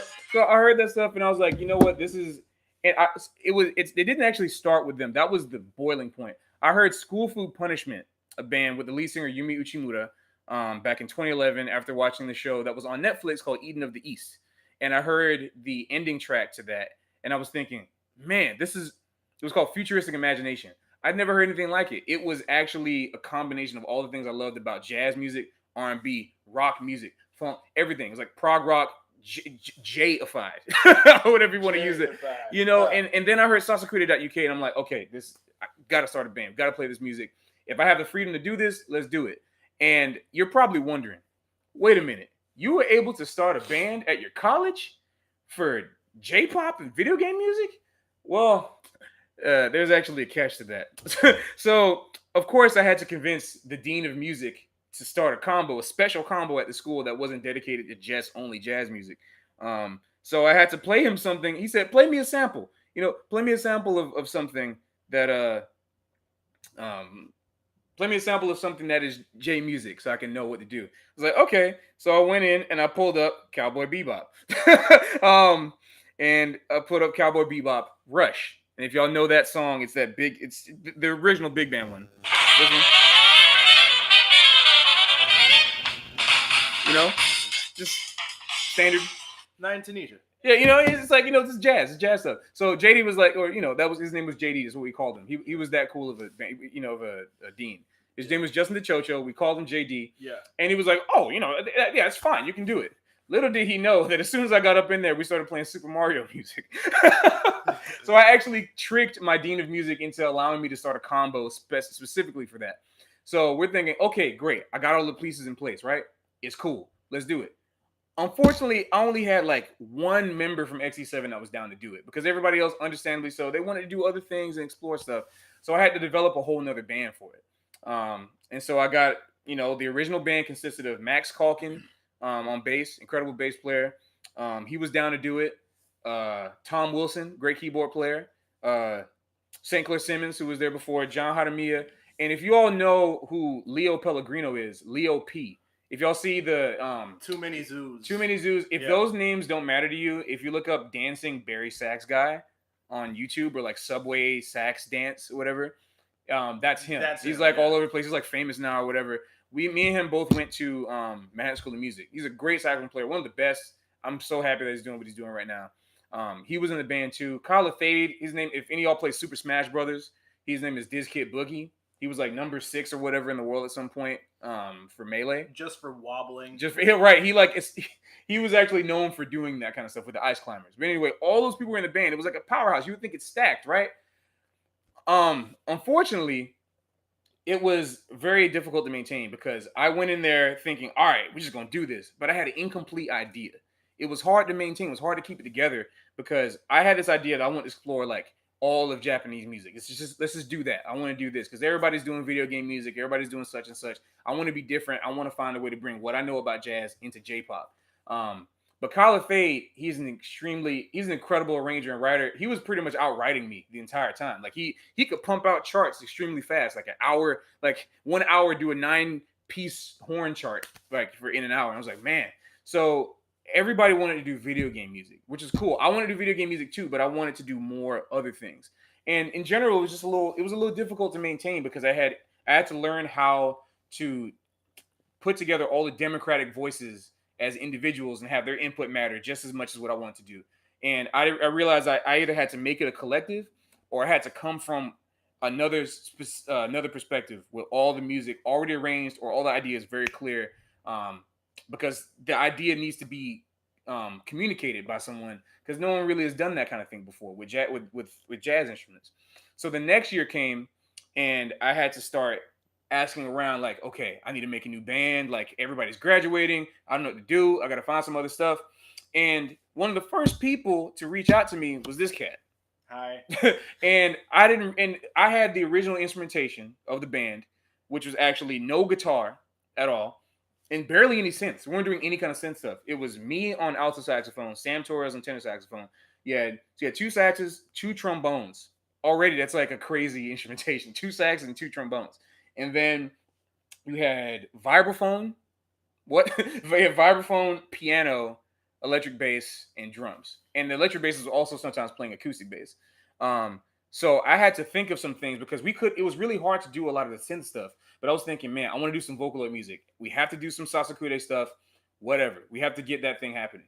And then another interesting thing happened. I'll get back to Khrys in a second. But another interesting thing happened. I discovered perfume. And that was another mind-blowing moment. And any of you who are here from the perfume days, man, that was crazy because that was another realization. When I got into perfume, that's when all the culminations of everything, because of course, being from the South, growing up in hip hop and R&B and all kind of stuff, I was thinking, wait a minute, who is this cat all the way on the other side of the world is using all these different beats to create this new technified music with like J-pop girl trio, and then making it into this new music. I got to check this out. This is worth exploring. And so, but I had to change up the instrumentation. I still wasn't thinking about any kind of synth stuff. And I had saxophone. I wanted to do 2 trombones because that's what I was used to. No trombones were available. Okay, well, I'm available for I want to do sax, trumpet, and trombone, and I want another saxophone. I got to have it. But no saxophone players were available. So then Khrys was like, yeah, I knew Khrys played trumpet. So I was like, yo, come in. Let's do contrabass clarinet. I mean, I've never played one, but I love that sound. It's a crazy sound. But anyway, Khrys told me to play trumpet. I was like, all right, cool. Well, dang, 2 trumpets. Saxophone, 2 trumpets, and trombone. I guess we'll do that. And I'll keep I wanted a guitar, so let's get guitar, keyboard, bass, and drums. But then, as I was trying to figure out the stuff, and I was asking if he played anything else, Khrys just said, I also played, have a Yamaha the KX49. Oh yeah. Okay. Oh Lord, have mercy. You remember that? It's still in my room. It was a MIDI controller, and I was like, wait a minute, 2 keyboards. Why did I never think about that? Oh yeah, because they don't teach you to do that in jazz school. Oh, whoops. Unless you go to Berkeley, it's a great school. MSM is a great school too, but if you want to learn more about the synthesizer stuff, that's another place too. Yeah. But I was thinking, wait, this is actually a great opportunity. So Khrys brought his KX49, and then I was like, number 1 in the book. Do we have the J Music books anywhere? They're probably in that blue suitcase. Okay, 1 second. I'm gonna get these books out. Show you something. Notice.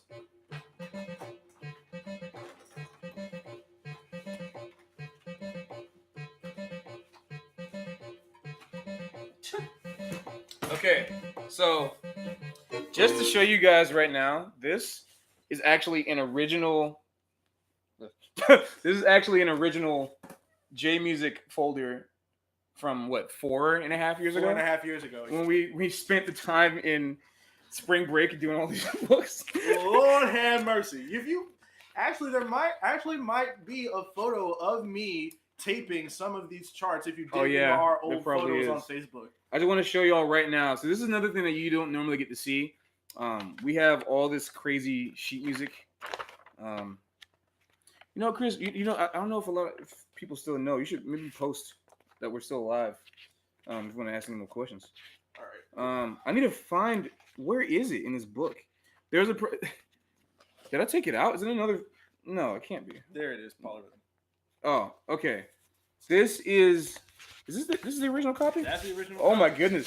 See, Khrys actually keeps his book in good condition. That's another thing. Yeah. I'm gonna show you all this right now. This is. Can you see it? It's probably backwards, right? Yeah, it's backwards. This is the very first batch of charts. Number 1 means it's the first song in the book. This is number 1. This is Polyrhythm by Perfume. I was so enthralled by that polyrhythm section of the song that I figured we had to find a way to make that work. And that essentially started off the next iteration. Like this iteration of the band that you know right now started at that second version where I had to find a way, because we were doing a lot of video game music before. But I wanted to make a band that was dedicated to doing all types of Japanese music. I want to give tribute to all different types of things. And one of the reasons why there was no singer is, quite frankly, I can't sing. Wow. You know, quite frankly, I can't sing. I've been practicing. I've been working on it, whatever. But the saxophone, I felt like was my instrument to sing things. I wanted to find ways to do vocal effects on the saxophone and kind of arrange each instrument in the band to the 3 girls. And because I wanted to show people what instruments could do, that like how versatile, that we're not just blaring, just blast in the background. That's one function. We do that too. Y'all see the Tank video. Yep. We know how to do that. Yep. But at the same time, saxophone, trumpet, and trombone can be very sweet melodic instruments. And we wanted to show that by playing some of Perfume's music, playing some of Utada Hikaru's music. Khrys did an arrangement of Simple and Clean. Mm-hmm. That's also up on here. And so this new wave started where we're doing actual J-pop music. And it was crazy to me. I didn't think we'd actually be able to do that. And it was really nice. It was really impressive. There were a couple of things that happened. So we had our first session. I don't know if that video is still up there. The first takes. Yes, it's still there. It's still there. I looked it up last night. That's incredible. There. Okay, so there's a video called First Takes, the very first ever session that we ever did with the new band playing polyrhythm. There was jamming out, and you can see the progress that we made from that time to the Time to Play album that we released, which I'll also talk about later. So there were a couple of things that we had to realize. And I realized that if I wanted to make this band happen, I wanted to do this stuff the right way, we had to have the charts written. We needed all this stuff beforehand. We needed to come in with a clear game plan and make that happen. And that was, so yeah, then Khrys also did Have a Stroll.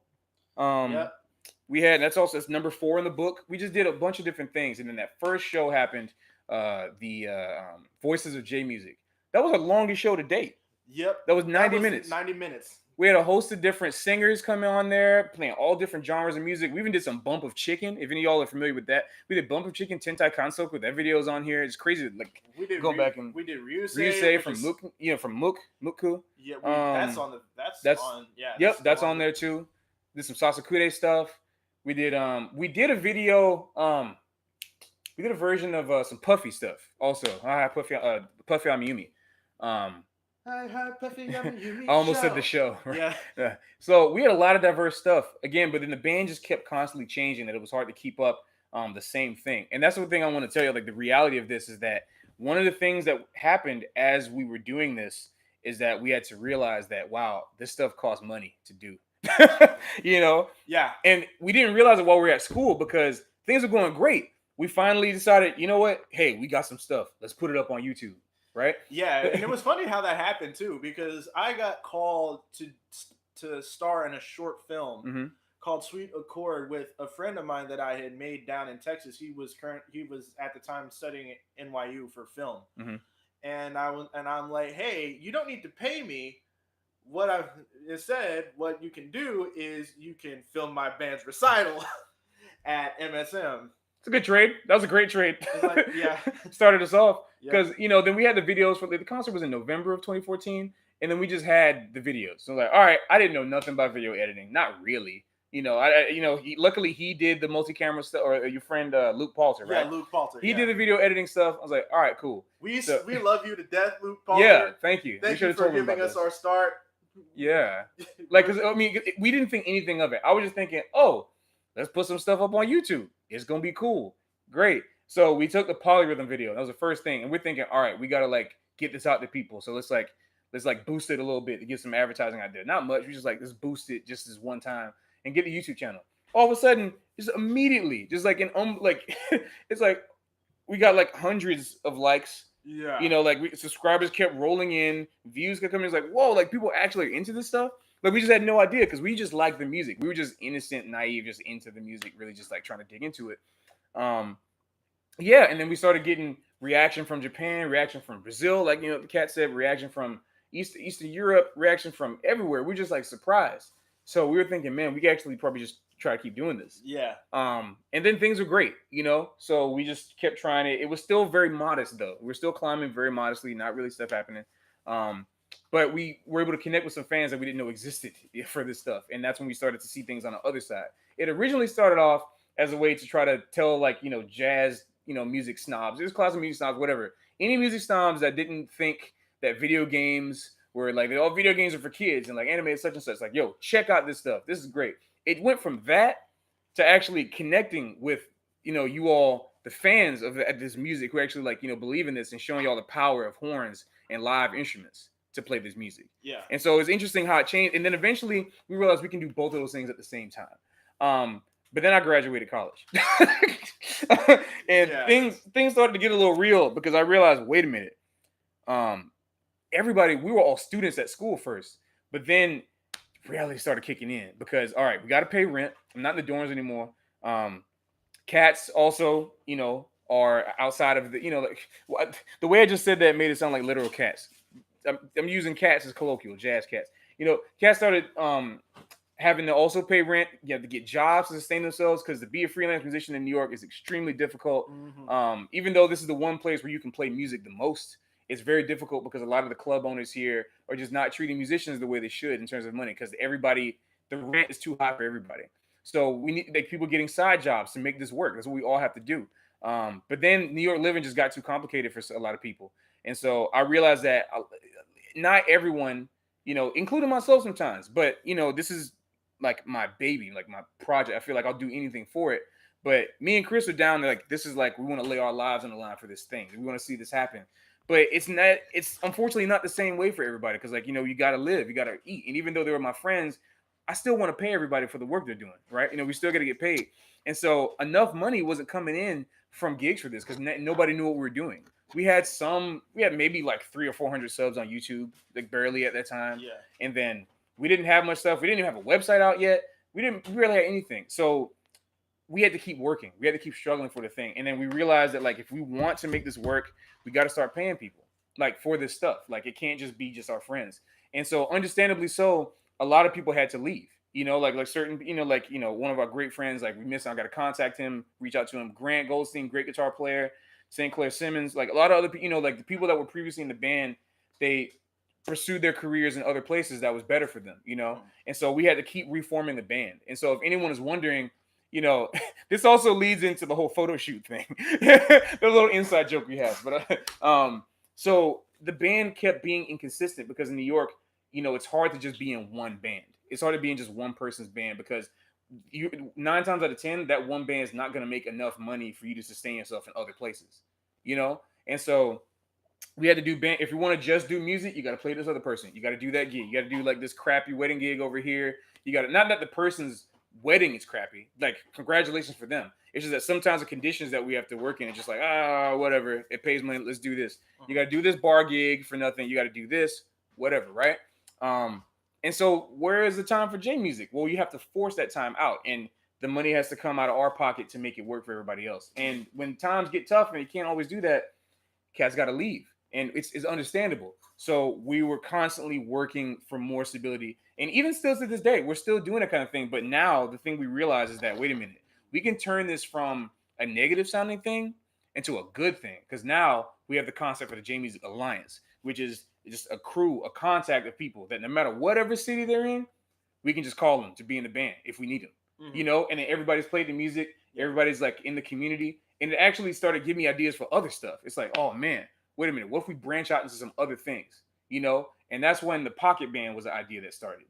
And that's another thing that is a recent development for us. We have a new session. For those of y'all that in New York City, down at Black Hat LES, after a couple of years of working out some music and then a couple of months of talking to the manager, we finally have a monthly session. So if y'all want to come out of town, just know it's the first Sunday of every single month. You can come in if you're New Jersey, or if you're coming from New Mexico, or if you're coming from New Delhi. You can come. You can plan a trip in advance to come here, and we will be here. Man, being a musician sounds so hard. I'm thankful. Oh yeah, I'm sorry, Sniper's been just giving you the inside scoop on all this stuff. Yeah, of course. Well, thank you for appreciating that. We need more people like you to appreciate because you're actually on the side of being a musician. It is hard work, but it pays off. I think it really does because even though we go through all of these hardships, what really helps us thrive and inspires us to keep pushing as musicians is the reactions that we elicit from playing this music. Mm-hmm. And the more that we see the people that listen to the music, like the more that we see that they're being happy with what we do, it just gives us more than enough assurance. Yeah. And give the assurance turns into insurance. Yeah. Just saying. Yeah. But anyway, it inspires us to keep on pushing. And so every comment we see, every mention that we get, every mention that pops up in our thing in conversations amongst fans themselves, or if we see like a new Google result pop up, or if we just search J Music Ensemble on Twitter and we see some people talking about us, it's always a nice thing to see. It's super worth it, and that's one of the reasons why, like, Japan Day next year. I know. Well, that's another thing we forgot to talk about was 2017 Japan Day. A little aside. Yeah, that was cool. That was like a video. There's actually a clip that somebody put up of we played Crossing Field by Lisa. That was one of the songs that we played a lot. And there's actually a clip you can go see of like close to the end of the song. Chris's music flies off my stand. It complete like the entire. You can see the whole taped thing. Luckily, it was taped. It was taped. Wow. Yeah. Good thing we did that. Yeah. Tape your music, guys. Yeah. If you run a band, tape your freaking music. Yeah. Just do it. Yeah. It just completely blew off of the stand, and it blew off the stand. And then it's a nice, good Samaritan. I don't know who it was. I came and tried to give it. It was a stagehand. Okay, he's more than a Samaritan. He actually is official. I'm just jamming, playing my strings and stuff, and all of a sudden I see white just flashing across my eyes, and I'm like.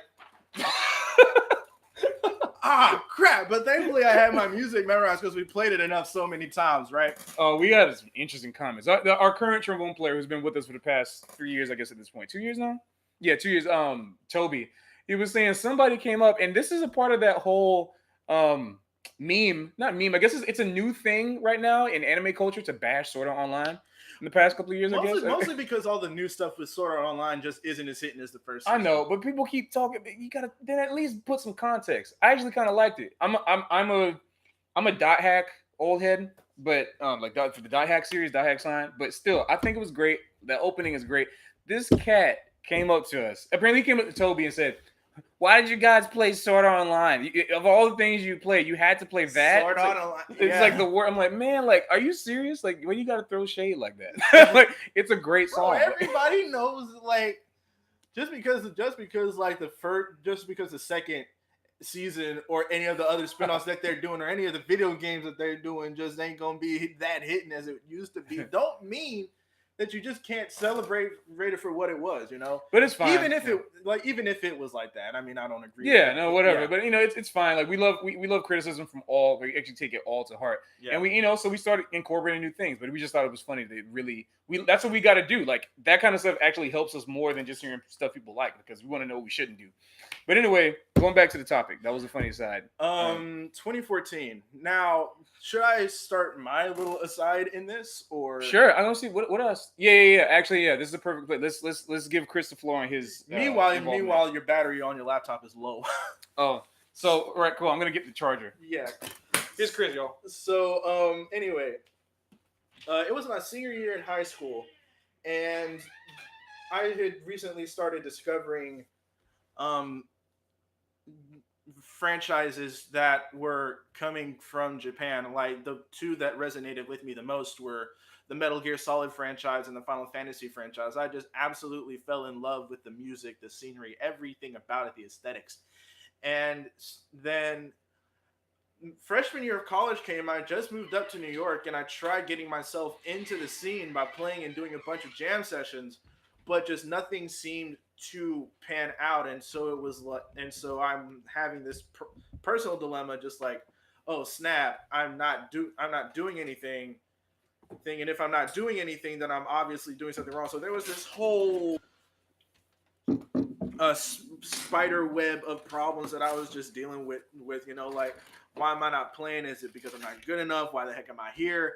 And then all of a sudden, out of nowhere, I meet Patrick in a class. I was wearing a t-shirt with the Final Fantasy 12 logo on it. And he was the only one that spotted it. And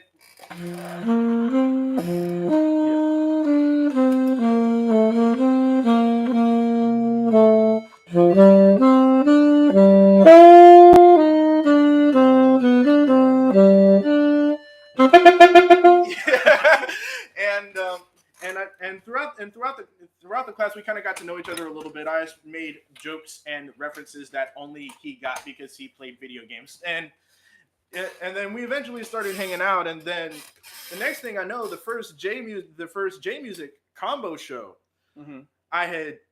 was the first one I had. The first one that they had done is like the official J Music combo that Patrick was mentioning earlier. And so I saw the first two shows that they did, and they were playing music from like Final Fantasy 13. They were playing Sonic. They were playing Super Mario Brothers. They were doing some stuff from Hayao Miyazaki films. They were doing a bunch of all the stuff and all this music that I just started really getting into. And I'm like, well, crap. There's this community at MSM that show an interest in this kind of thing. Why don't I try to get into that, and hopefully I can just learn more and just kind of try to find myself in this whole New York situation. I'm originally a small town boy from Texas. I come from a town of about like 9,000-10,000. That's crazy. And so, that's so deep. So, I came from the hood. It was small too, but I was like, man, that's deep.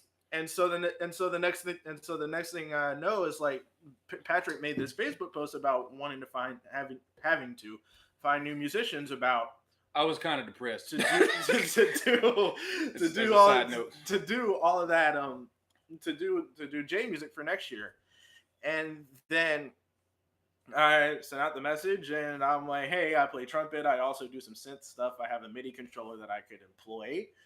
And then the next thing I know, I am in a small practice room. I forgot about in the dorms with like 8 people. You can't attach pictures in here, can you? Actually, there's a picture on Facebook from that first session. It's really funny. Oh man, I'll share it on Twitter or something. And then the next thing I know, I'm playing these shows, and everything just kind of started taking off because by that time, of course, Patrick had a solid vision. He had hashed everything out. Vegan hash. He had hashed everything out. Like, he had a vision, he had a goal, and so everything just kind of seemed straightforward from whenever I joined in. And then the next thing and then the next thing I know, I just kind of like head first into this thing. Hmm. And it's like really and it's funny because whenever you first start doing things, you're unaware of what is exactly happening at that moment, and you just keep on being focused in the moment, and then it's not until like 2 years, 3 years, 4 years, 5 years later when you just step back and think, what happened? Hashtag what happened.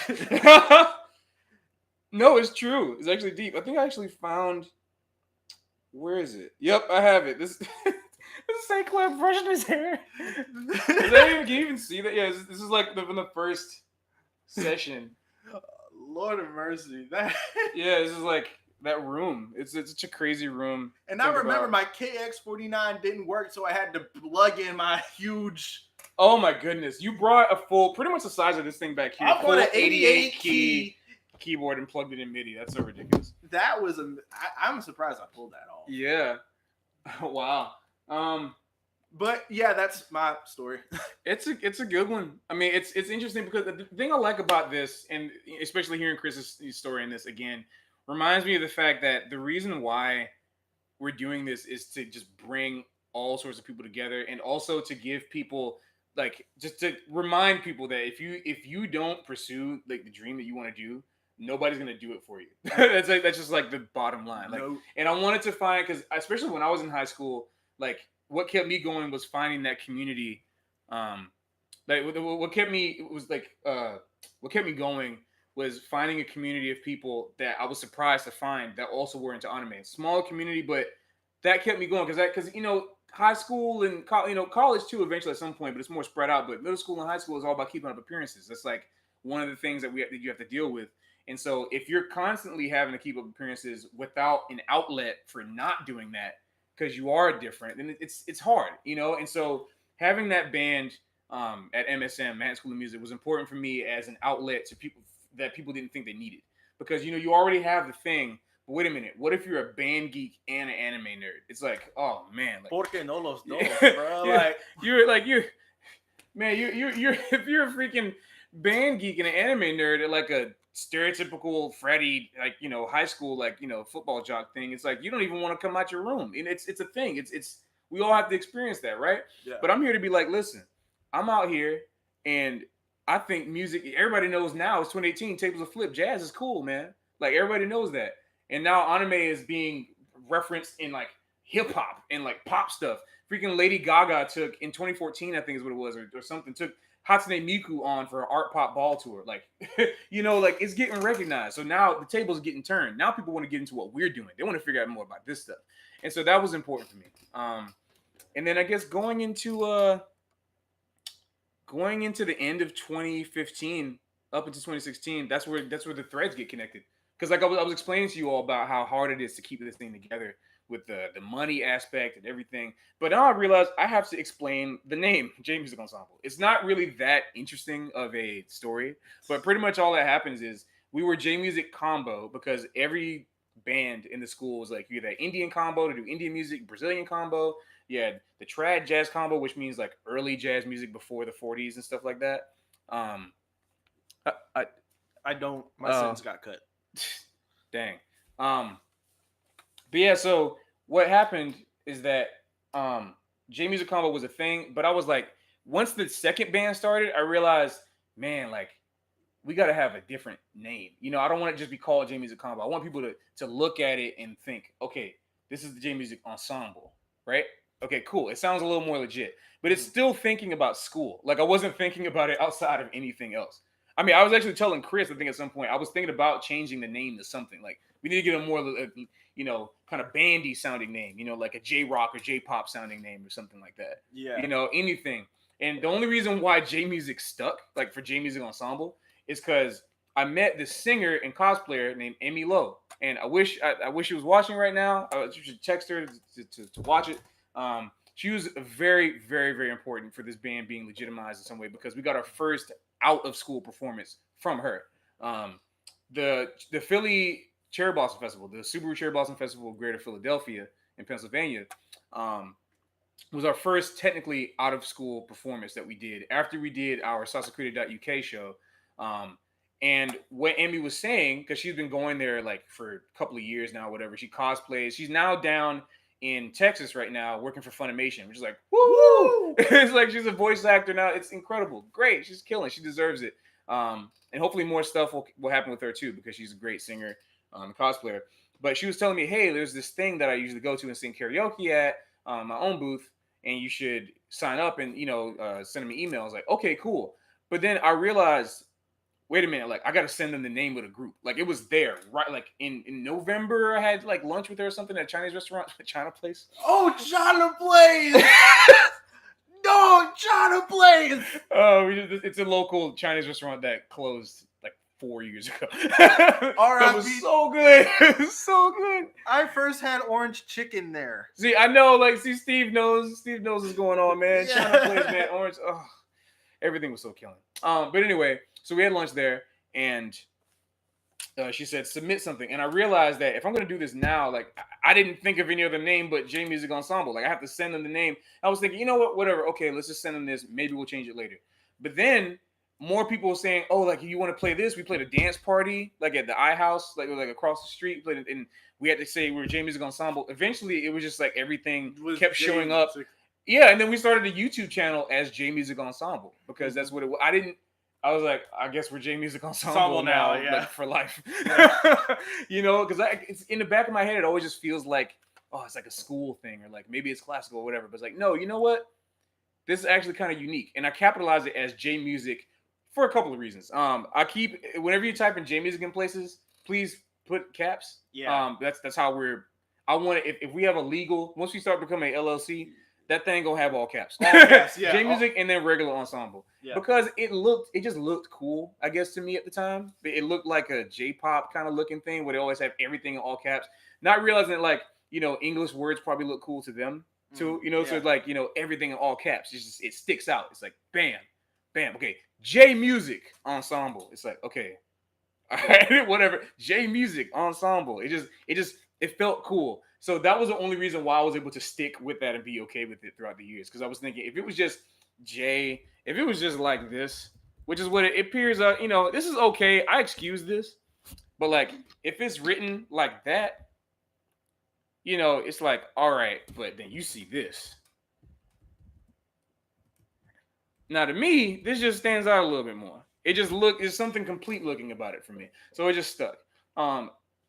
Fun fact, for maybe 2 years after that, so like up into 2016, 2017, I still was thinking about changing the name. Like I was thinking, okay, we're still in the green, we're still in like the green. Not a lot of people have seen us yet. If we change, it wouldn't be that big of a deal. Yeah, exactly. Like baby metal versus baby metal. Yeah. Yeah, exactly. Like baby metal. Like if you just type in baby metal, like regular baby metal, like that just looks like, what the heck is that? Is that Ensemble?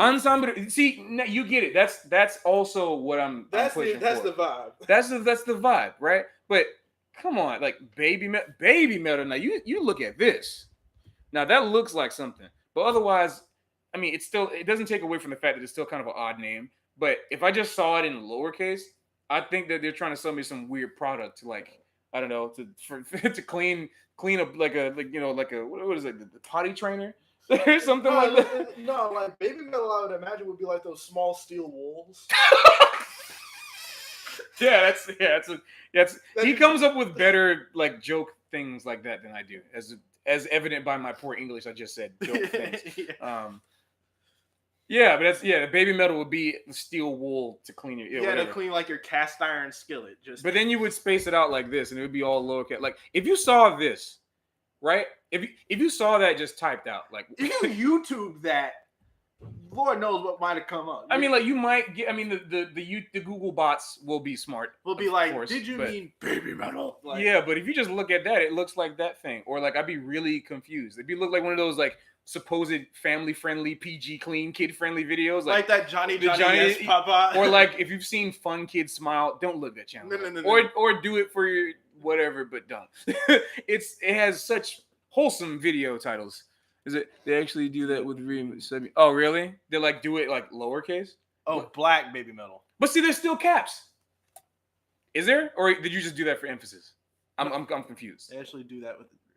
You said they do that with the subunit. So did you type that in like Like, like, did you type in that like titularly correct? Like, Right. No, that's exactly. See, all cap. yeah. I was doing so much research into what made that like the quote unquote Japanese aesthetic. Like, what is the J-pop thing? Even the outfits came up like that. I forgot to even talk about the outfits. Okay. Oh Lord. So a couple of things. There's a lot of things I forgot I have to talk about. Yeah, there is. Yeah. So again, so you got the story behind the name essentially. It was that's just what happened. We just stuck with it, right? The outfits came up before. We weren't dressing like this, like with the whole untucked shirt, tie, kind of, and then this kind of thing, whatever. As you saw by the picture, like when it originally started off too, like that was the first time. That was actually a picture in the thumbnails from. The thumbnail for this video is from a recent shoot we did back in April, but the thumbnail I've been putting in social media, the top picture is from 2014, a photo shoot we did in October that time with our old photographer Armando Zamora. We love him; he's great. And then the lower picture. So at school, because it's a school combo, jazz musicians, it's a thing where like, the classic jazz look, you got to make sure you got a suit on. Put on a suit and tie, look appropriate. Now, luckily the school didn't require you to necessarily put a suit and tie on. If you went to Juilliard, they did. Your jury is everything. You have to wear a suit and tie. But it's required. You look nice. Come presentable. That you should do that. And so I was thinking, okay, I want to wear suits, but let's do like the J-pop punk like metal band, like kind of like punk rock band kind of vibe, right? Yeah. And I was looking at different bands like what's a good example? What's that one that did that come on, I Hate Kids. No. Not Oral Cigarettes. Well, Oral Cigarettes is a vibe as an example. If I'm not mistaken, the lead singer does do that vibe sometimes. But I was looking for a more like aesthetic kind of thing. Even maybe some people might wear a skinny tie if you want to. I didn't really have any skinny ties. I would have been better. But I was thinking, okay, everybody, let's wear a suit, but just untuck your shirt. So that was the original thing, and I didn't realize that like what went into it. Like you got to get some form-fitting pants that actually are like slim on the leg. Maybe get a nice tailored jacket. That's why we all kind of still look like, for lack of a better word, kids. We look like. We were just fresh, like fresh out of school. Yeah, like fresh out of school, like which is salarymen, like out of work. Yeah, not out of work, but like they got done with their shift. Yeah, and that was the original vibe we were going for, right? To look that kind of like sloppy, kind of like we're just here, but we're still having fun. Put together, everybody's doing the same thing, but we're all loose in our own way. But we still hadn't really figured it out yet. But that was pretty much how it came about. And eventually, it just morphed because I got more comfortable with it. I was like, let me try to put some jeans on. And eventually my hair got really crazy and out of control. Like my hair got too long.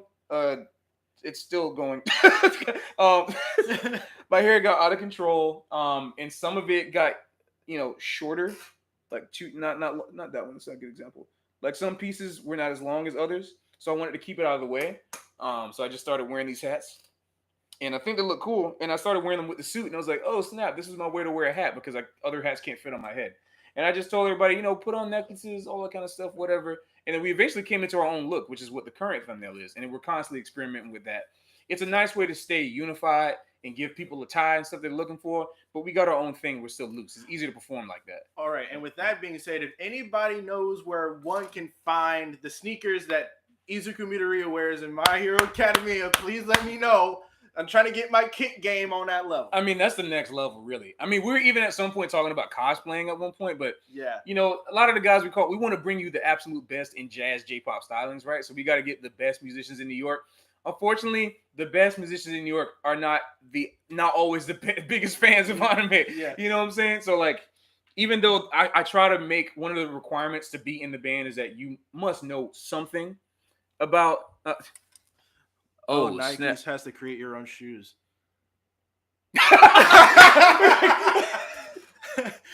There's people out there who save the red shoes as a template. Oh my Lord. That makes sense, actually. Yeah. See, that's what I'm saying. That's why we need to keep up with this. I feel old. Dang, 11th grade was my prime. Was my prime time for anime too. I remember that. We appreciate you. We got to keep up. Thank you, Snivy Gohan. Yeah, you just saved my life. Yeah, you've been a really big help. Actually. This is how you pay us back. This is the best way. This is the best way.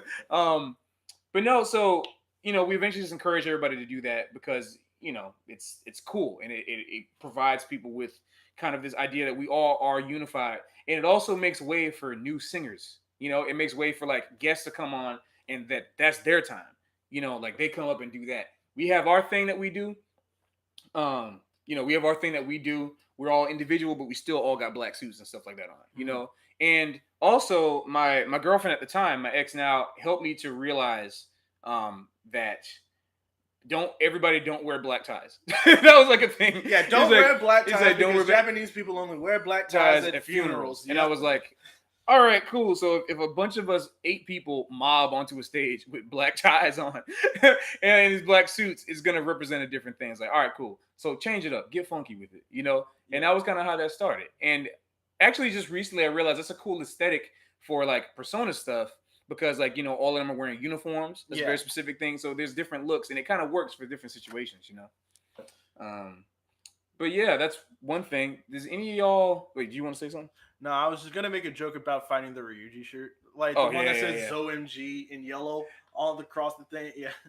I'd just be like, don't be surprised if you just see me wearing that and not the white shirt. Just right. All right.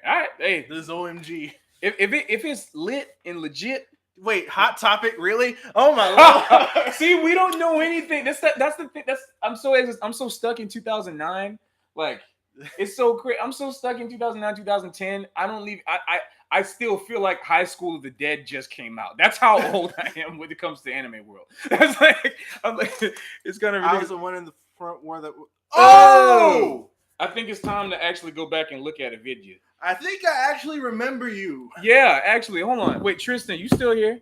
Like you, because I actually, Tristan, which is if you see Lord of Black Flames content, he's the one that took the video for the tank that you saw put up, and there's gonna be more videos coming soon from that. I'm just figuring out the best way to put it out and edit it, make sure all the stuff is right. Yeah. I'm gonna look through that video because there's actually a shot of the audience, and I actually wanted to put up so like, you know, audience interaction stuff, and we're all singing. There's a video of us singing Last Surprise, right? And are you in that? Are you in that? Because I'm actually kind of interested to go check that out. I was Light Stick Girl. Oh! Wait a minute. Hold up. I got this. I'm about to find this out. Hey, I see you. Yeah, there she is. Wait, let's see if I think. Hold on. Wait, you were in there somewhere. I saw you, but then like I'm trying to sing and do that at the same time. So yeah. Nice. Yeah, you were doing the light sticks. I remember. That was the only thing I could focus on for like 3 songs. Because that's just how I work. It's just like I'm on stage, I look at a crowd full of faces that I can't see, I'm nervous, and then all of a sudden I see light sticks and I'm like, just focus on them light sticks. Well yeah, focus on the light sticks, because you know when the airplane's about to take off, you gotta follow the glow sticks. Yeah. In this way, you're just directing air traffic. Yeah. Gifted. Mind traffic in this case. So wait, it's not I know internet protocol, you don't usually give out your real name, but at least now I don't have to assume gender. Like I know you're a girl. So also, do you live in New York, or were you commuting from like New Jersey or any places like that, Connecticut, stuff like that? Because if so, like we have a whole bunch of different shows that can come up. You know, I'll make sure to include you in the stuff. In the loop. In the loop. An hour away from the city. Oh, cool. Very nice. All right. Well, yeah, come out. Absolutely. It's welcome to everybody. I am trying to examine that emoticon. It's like a teary-eyed thing with a nose. Oh, I see it. Okay, sorry. You can walk here, man. You shot out, man. And yeah, I guess you are closer than Steve. But Steve, you got to come down too, man. We'll text. We'll text each other. Like actually. Lord have mercy. Man, Tristan Savage. That's gonna be your new. I'm gonna make a Twitter account for you called Tristan Savage. Lord of the Black Savage content. Lord of the Savage Flames. No, but seriously though, any questions at all? Like, please, like, just say anything. We're down to answer any other questions you might have. I know we've been talking a lot, but please don't, don't feel bad by interrupting. I don't like blabbing too much. I'm only blabbing to either fill up the space or remember how ridiculous this stuff is. So, any questions? Until then, Let's like play some stuff while they think of stuff. All right. Oh yeah, if you want to hear any songs too, I mean that's why we're here. You know, we have a few more minutes left on the sound curfew. What is that? I was just trying to make sure that the sound was at a tolerable volume. My cork is about to fall off. That sucks. I don't actually know that song though. Dude, layer cake? Is that possible? Without the bass line is so ridiculous to do.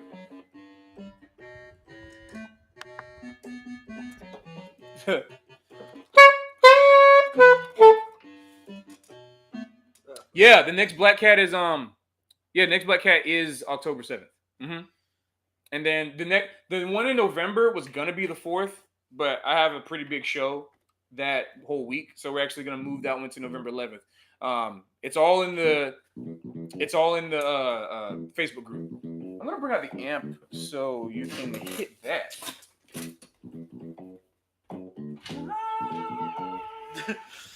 Hey guys, I recently broke my right hand. At a performance for band. I wanted to know what I could practice in the meantime. We can go on that for days. I play trumpet, by the way. Also, you guys are awesome. Okay. Thank you. Okay, so if you, there's a couple of things that you could do. You could. What I like to do sometimes is I like to free buzz and I like to open buzz. Free buzz is whenever you just form your embouchure and you just try to blow air like what you normally do with a trumpet, but without your trumpet, just going like.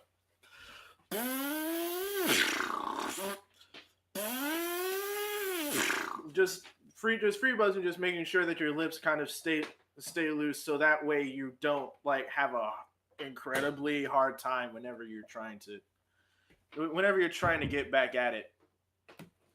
And you can do the same thing with your mouthpiece. And normally what most people tell you is that you're supposed to. What people normally tell you is that you're supposed to hold your mouthpiece with your right hand, but it actually kind of depends on which hand you're most stable with. And if your right hand just so happens to be the one that you're most stable with, you can try using the left hand, try to build up some kind of ambidextrous sausage tea, I guess. That you're about to say ambidextrous sausage. I'm like, that is the most ridiculous username I've ever heard in my life. Ambidextrous sausage. That's gonna be my next Instagram name. And also, there is an amazing book that you can check out called The Breathing Gym. That is a good name. Breathing Gym. Yeah. The Breathing Gym. The Breathing Gym is full of exercises that are made to improve how much air you can take in your lungs and how much, and it's supposed to help you control your airflow. So let's say you have a problem trying to, let's say, play a phrase that's longer than you can blow air for, or can keep a consistent airflow for. If you just want to expand your lung capacity a little bit, you can take all those breathing exercises and do them at like 60 beats a minute, and do that for like an hour a day. That can help you out a lot too. It's all about preparing yourself for whenever you get back into it. Mm-hmm. And another thing, I'm not necessarily a trumpet player, but I like to practice trumpet a little bit. But there's things you can do. As I was saying to Snivy earlier, there are a lot of different things you can do to practice music in general that you should be doing regardless if you're, and I wish you a speedy recovery, I really do. But regardless if you're injured or you can play perfectly, you can always be listening to music. Practice like just with your instrument, even in the room. Practicing, you can practice singing. You can practice doing interval stuff. Like you can sit with a keyboard, just turn it off. Okay, so you can sit with the keyboard and, is it coming out? I put it in the right thing, did I? No. I think. What is it? Output headphones? Yeah. Oh, hold on. Play. Weird. Anyway, so sit with a keyboard. Pretend you have a keyboard there, right? And so if you want to just play your, B flat major scale. Sorry, it's too loud. Sorry about that, guys. I'm playing over here. Right?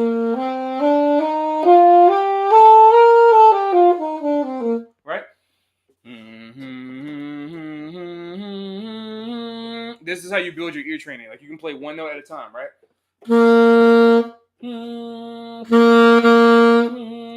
So, you know, with the hand that you do have free, if you get like a little cheap keyboard or if you're at school, wherever you are, you know, just play a note. Just practice that. Finger rhythms. Listen to music. I actually found, I'm going to share you an interesting story. When I was, I think 16, I think. Yeah, it's 2009. I was in 10th grade, about to go into 11th grade. And I had the swine flu. Yep, y'all remember that thing. I actually had it. H1. And H1N1. This is actually the H4N. Oh my Lord of mercy. No, I had the swine flu. It was ridiculous. I was out of commission for about 3 weeks. It was the craziest flu I ever had. It started off with like 3 or 4 days of just, just stomach sickness. And then eventually it was just regular kind of like flu symptoms and stuff.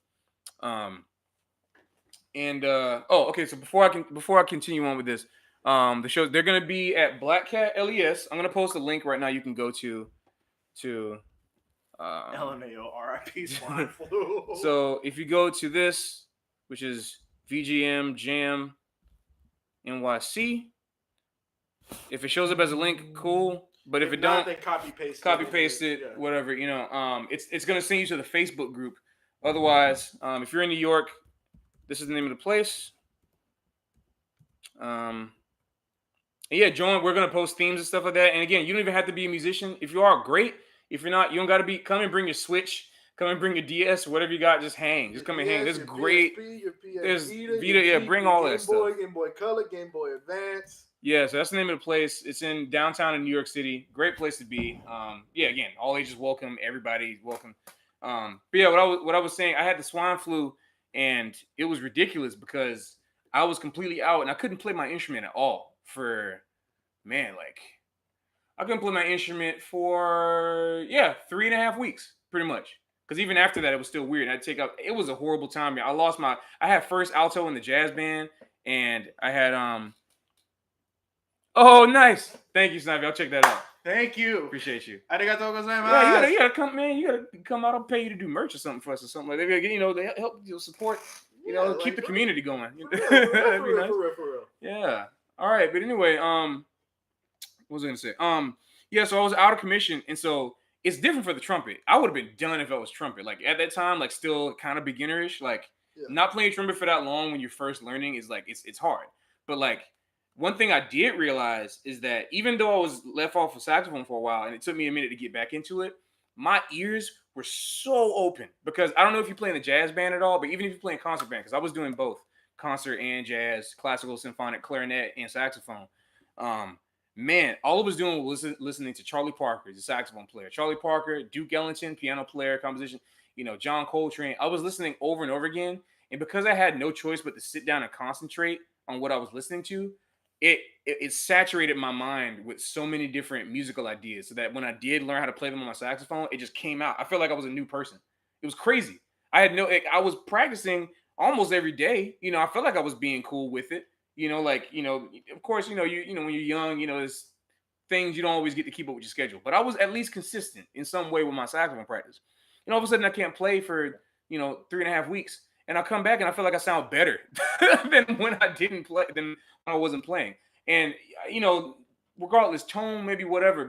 And I was playing a lot of PS3. I was playing a lot of PS3 also. I played the game is called Rocket League now. For those of you who don't know, it used to be called Supersonic Acrobatic Rocket Powered Battle Cars. Yep.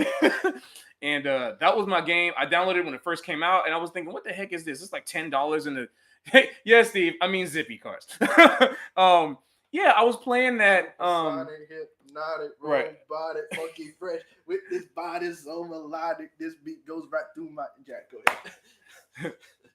No, yeah. So I was playing that when it was first coming out. I was like, nobody was playing it, and all of a sudden, my friend Max Calkin, who was in the band before, he was like, "Yo, Rocket League, you see this thing? It's like now it's crazy game. The game we used to play, it's like big." I was like, "What happened to when we were playing it back in the day?" That's beyond the point.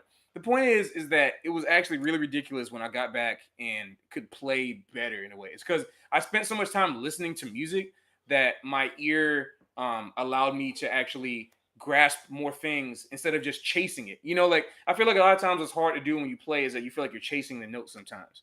But if you spend a lot of time like I'm telling you, it's actual proven it works. You have to think about the note before you play it. And this has nothing to do with fingers, has nothing to do with anything. If you think about the note before you play it, it's gonna come out perfectly. You'll be surprised. I was telling Snivy about the flute. It's same thing for trumpet. Every instrument that's a wind instrument. Of course, you got to think about it for this thing. It's like, you know, I'm actually perplexed why it's not like.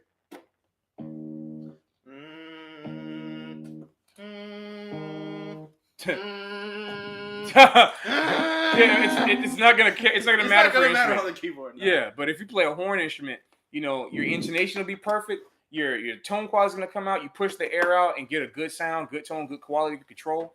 It's great. It's perfect, and that's usually that's one of the reasons why I think it's good. You know, it's even if you once you do get better, it may be a good idea to like sometimes after your practice session, just chill, listen to some music, listen to stuff that makes you happy and feel good, and try practicing along to that kind of stuff too. So I think that's one of the things you can work on, in general. And I'm sorry, that really sucks that you broke your hand. I went through that when I was 9. Like I broke my pinky, and then I couldn't play clarinet. It sucks. I'm sorry. Please get better soon. Yeah. And in the meantime, keep watching J Music videos. Yeah. Don't forget long tones with a mouthpiece, without a mouthpiece. You gonna be good. And also, if you want to get your parents to buy you breathing gym, it is a very, very, very, very recommended book to do. Do it. Same with brass gym. You can do some exercises in the brass gym with only just a mouthpiece too. Oh, I know what. Khrys, try it now.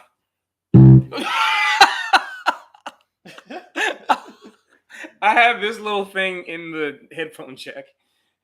So now Khrys can play some tunes or something.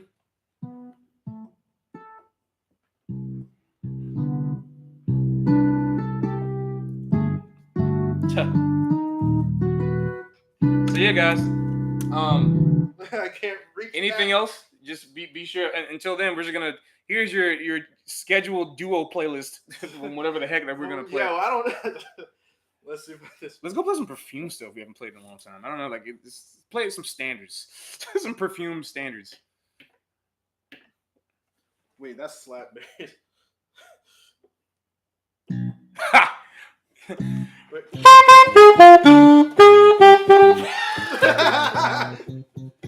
Wait. Wait, where the if you wanna. Oh my God. Okay. I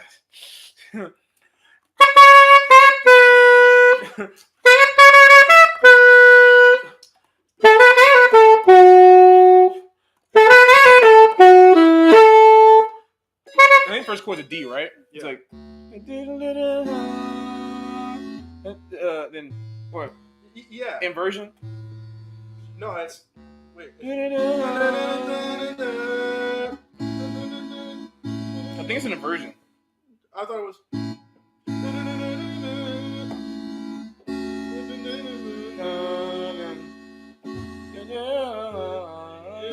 Yeah, that's what. Right. Thank you for the advice. I actually remember meeting Patrick at the Mustafa Jazz Festival in 2017. That's what. Oh wait, really? That's so crazy. Oh man, wow. Thank you. Man, that's actually crazy that so many Mustafa proteges are here. Yeah, thank you. That means a lot. Woo. Thank you though. That's cool. Wow. Well, keep playing jazz then. That's great. That means that all the stuff that I can say to you actually will apply then. I can say jazz stuff. And that means because you're a jazz musician, in the Milton Mustafa tradition, I'm kick your butt. And by kick your butt, I mean in the most loving way musically, because that's the best way you can learn. Keep up everything that you're doing. Make sure to always challenge yourself. Keep listening to jazz and keep finding your voice. It's there because you already got it. Let's you say if you want to, but see Tristan, I think you're failing to understand. Christian LeBlanc says he was expecting you to dab again. Dabbing. Oh yeah, that's right. The reaction video, because I dabbed in the. Oh wait, that was the thumbnail, wasn't it? That was the thumbnail. Oh my god, you see that we need the fans to realize. Oh yeah, wait, Tristan, you right. Is that pretty much? Yeah, that's true. I did see that, and that's one of the things that's making me ask. And I never thought, as a old diehard Sony fanboy, why I would ever think to say this. Except 8. Yeah, it's making me wonder why I still have a PS4. Nobody heard me say that. It sucks because, like, man, Sony hasn't been keeping up, man. I don't know why. Like, I think objectively, Nintendo Switch is like one of the greatest consoles ever made. It's crazy. And this is coming from a person that not stayed away from Nintendo for so long, but only had Nintendo handhelds. Because, like, when the PlayStation 1 came out, that was it. I was all over it. That was my system. I had Sega Genesis, PlayStation 1. I was all about hard games, hard consoles. You know, like give me Gran Turismo and Test Drive and Mortal Kombat and Tekken and, like, you know, that's what I wanted. And I would go to my cousin's house. Every person I know that had that stuff, like, they went their cousin's house to play, like, the Nintendo. It's like, you playing Turok, you playing, like, GoldenEye. I love those games, but it's like, it's crazy. It's like I would have never thought that I would have never thought that I would say that about the Switch. But the Switch actually is crazy because it's the first console where you really don't have to buy a bunch of extra stuff to play it out of the box, to do the things that you wanted to do. You can take the Switch as it is, you can dock it, you can take it off, and either have one controller or two controllers. What? Like, where the heck was this one 20 years ago when we were, like, kids? Like, are you serious? If the Switch existed in 1998 or 99, man, cousins' parties would have been crazy. For those of y'all who know what I'm talking about. You know, like, I don't know. Objectively, it's great. And there's so many different games. I love the indie game thing. That's one of the reason I love the PS3 so much, because there was so many free games to download. That's one of the reasons I went with it, because you didn't have to pay for online membership, all that kind of stuff. Rest in peace, not paying for online memberships for gaming consoles. But I remember there was a thing. There was a parody circulating around YouTube. You know that song "Nothing on You" by Bruno Mars? Fucking beautiful girl. Oh yeah. The world. Yeah. They made us. There was a song about PlayStation 3 to the tune of that. It's like, really? I think it was something along the lines of, like, Nintendo sucks and Xbox ain't cheap, but the best part of all, I play online for free. I love my PlayStation 3, baby. When the heck was this made? PlayStation 3. When was this? Like 2009 or 10 or something like that? Yeah. Yeah, see, Christian, exactly. Yeah, it's a thing. Yeah, and Tristan, we were talking about this. I think it was like in a taxi, in an Uber or something. We were talking about this. Yeah, it's like, what can other systems do now at this point? If the Switch is completely changing it up, like the Switch is, they're making it so that every console has to be hybrid. Like, you need to do this thing. I want to know though, because I'm such a hardcore console gamer. The Switch messed me up. The Switch completely messed me up because I'm thinking, okay, I like mobile stuff, but I love console. You give me both in one, and I don't got to pay for it. Dang, what the heck? What's next?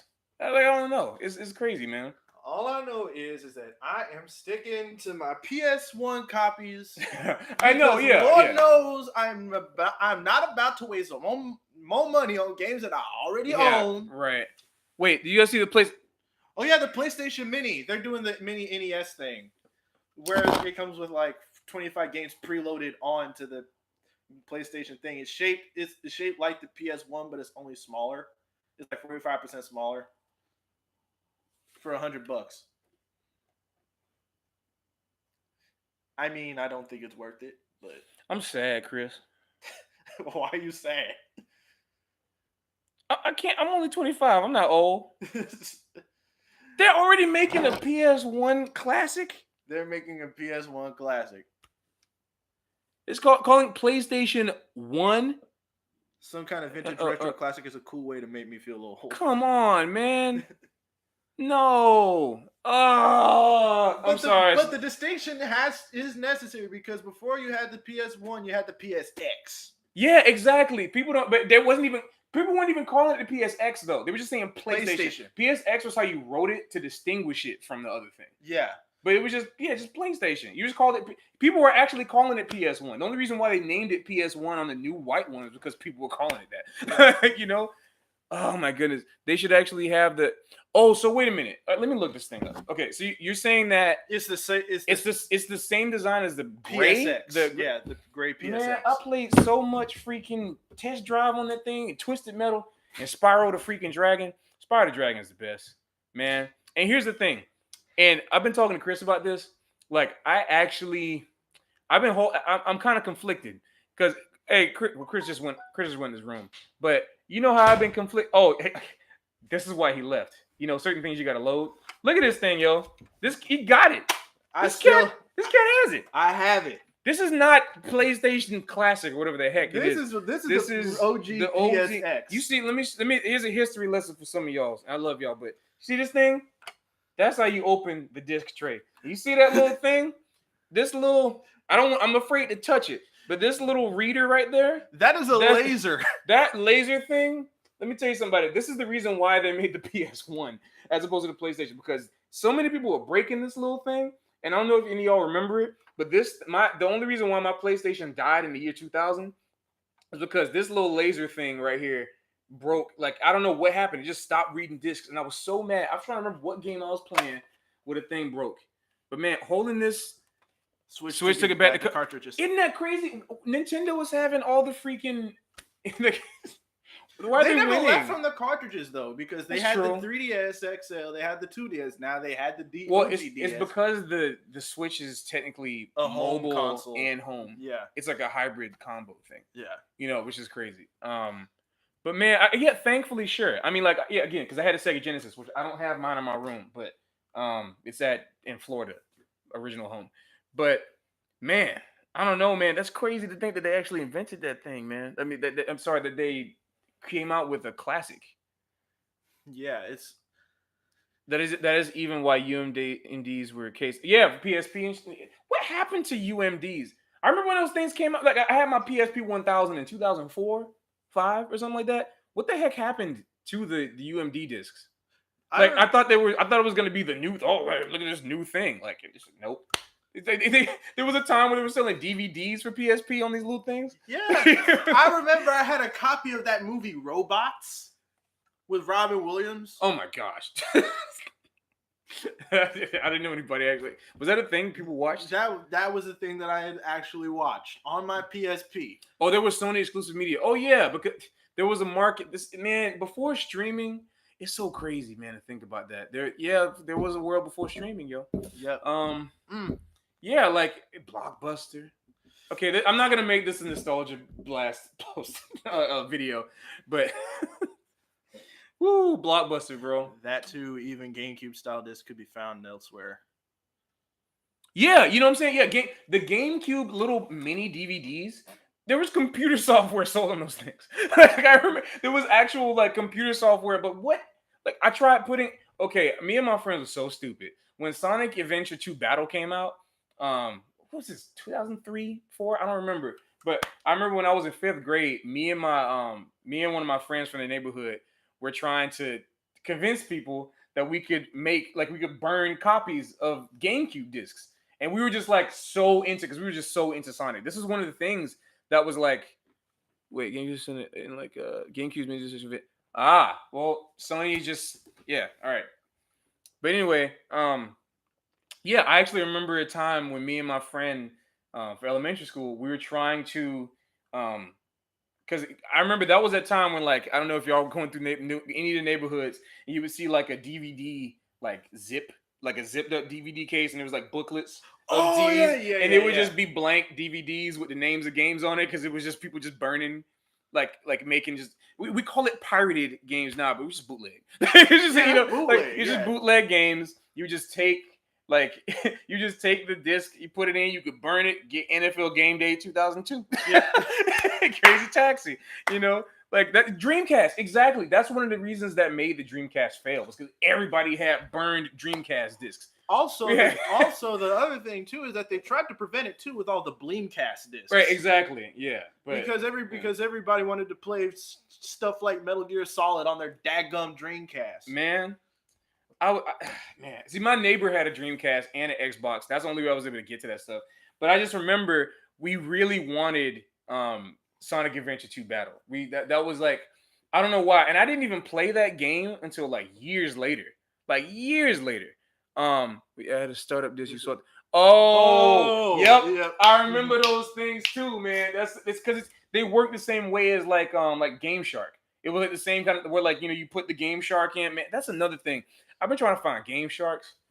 Man, they don't exist no more. It's crazy. And like if you try to find the original Game Sharks for PlayStation 2, they're like $200 or $300 or something on Amazon. Yo, I remember I was playing Tekken 4 with one of my friends, and they had a game. They had like the Game Genie or whatever. Yep. That they plugged in, and they had like all the characters for me and Genie. stuff. And Action I'm like, replay. Wow. I'm like, dang. Like, in hindsight, I was mad about that, but before. See, Code Breaker, you know what's funny? I remember Code Breaker. I used to think, and I know that they were both legit. I mean, what is legit? But I know the stories like these. Man, it's like, all right, so I remember the Code Breaker, and I remember seeing it too, but I used to think it was, and this is so funny, because Game Shark already is not legit. How can you get a bootleg of a bootleg? I used to think Code Breaker was like a knockoff Game Shark, because I thought Game Shark was like official. I don't know why. Like I thought, because then I had like Game Pro magazine when it was still a thing. Is Game Pro even still a thing anymore? I don't know, but I had Game Pro. You had all the codes in the back.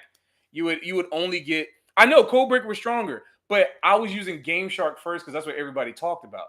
So like, all right, for those of you who don't know what I'm talking about, the Game Shark was just like Game Shark and Code Breaker actually play all these things with discs where you can put them in to your console. Yep, Game Genie. That's my. Yeah, we were talking. Yeah, Game Genie. Yeah, exactly. All of these were things where you either put the cartridge in first, whether they had a flap where you put it in, or you put the disc into the console. You get up to a screen and you take that disc out and put your game in it, and you essentially already beat the game.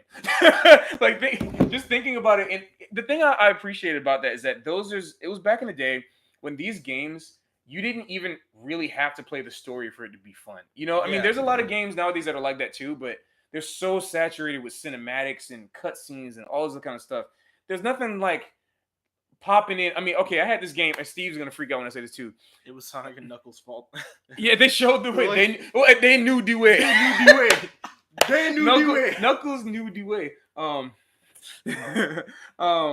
was I gonna say? Yeah, man. Yu-Gi-Oh! Duelist of the Roses. Here we go. We're going into this conversation now. But before you do, just one thing.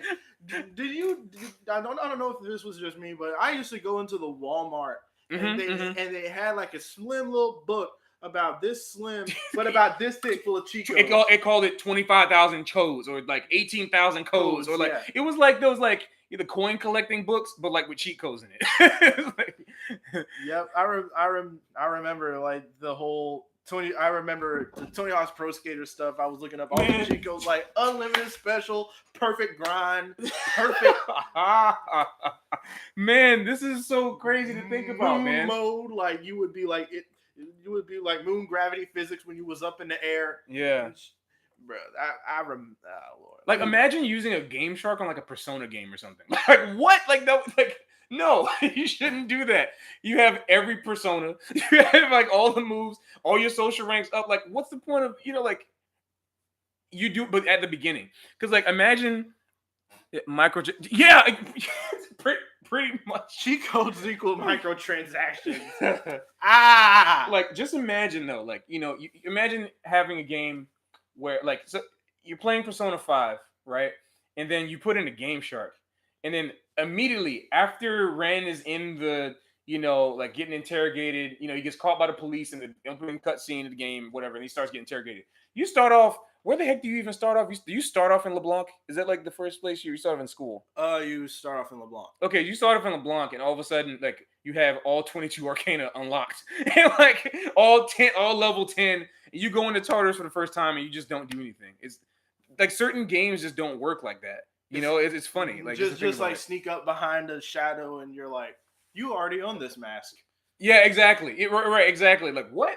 How do I already like you go up to a level 2 pixie and you have like you have Sentinel. Yeah, exactly. Like what? I don't know. It's just crazy. Just imagine stuff like that. Yeah, exactly. You start off with mad money, you have all that kind of stuff. It would be not for a game like that, it wouldn't be fun because part of the fun is like grinding, even if you find out what the stuff is, just getting up to it and getting it. But there were certain games that just felt so impossible to beat. You know, like for example, Shinobi. It's a great place to start. But which one though? Which one? The PS2 remake, Shinobi. Oh yeah, see, Revenge of Shinobi was the one I played for Genesis, and even that one was hard. But yeah, the one for PS2 is ridiculous. Also, the Ninja Gaiden one.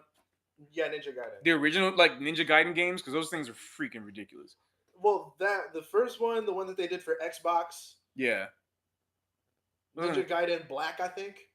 Oh right. And then Ninja Gaiden Sigma also. Yeah. There was a point in time with SNES games and he gave us closure. It provided without the doubt that you couldn't really play it. Right, exactly. And that's my point. There were certain games, and like, okay, I'm gonna just do a quick, just a quick talking point about like Yu-Gi-Oh games.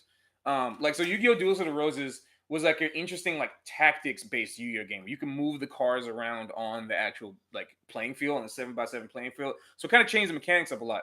But it's weird because there was 870 Yu-Gi-Oh cards originally in the original stack of like, just like how there's like 151 Pokemon, there's like 870 Yu-Gi-Oh cards. I think that's the number. I think that's the exact number. So when you play the game, you start off with the deck. You just get like a basic 50 card deck. You pick from whatever the first 3 decks that you get based on the decision that you make in the beginning to join Lancastrians or the Yorkists. And you play through, you can beat the entire story, and they're like, wait, where are the rest of the cards at?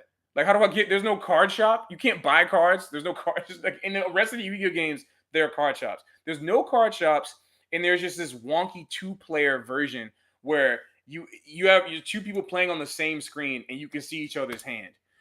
Like it's so crazy. It's like that Uno game for PS3. They just play R1. Yeah, you just keep hitting. Yeah, hit R1. Just keep pressing X. But you can play through the entire thing, beat both sides, and only have maybe a maximum of like 200 cards. And I don't mean like 200 total. I mean 200 total. I mean 200 individual cards and like 100 copies of each of them or something. Yeah. But you couldn't get to the rest of it, and so you're thinking, wait. I forgot. The only way to do this is to play other people who may have started off with random decks from the other things, or just keep getting lucky with slots somehow. So I was like, man, forget this. So I went out and bought a Game Shark, stuck it in, and it gave me every single card. And I'm like, oh, this is what it feels like to be a boss, you know.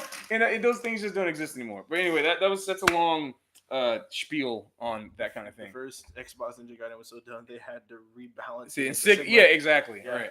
Let's talk about some music. Let's talk about some artists. You know, like maybe let's play some Persona stuff. Let's see if I know some of this shit. Right. Yeah. Oh yeah, because you play the other piano. I don't play no bass. I don't play no bass. At 10:22. We got some time. Let's play one more song. There is a sound curfew, so after this we'll probably have to not play. I mean, we can still talk, but you just can't play. That ain't Persona. Any songs y'all want to hear us try to play? I mean, like, you know, in some kind of way. And I know there might be. You're right. There is probably a little lag, actually. Yeah. But if there's any songs y'all want to hear us play, we'll try.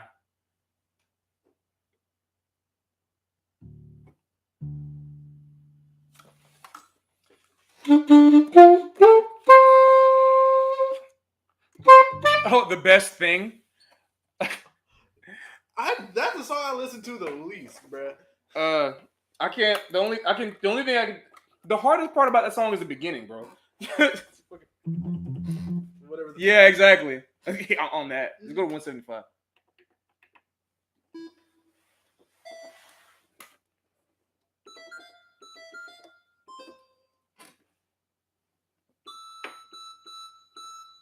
Oh, that's why.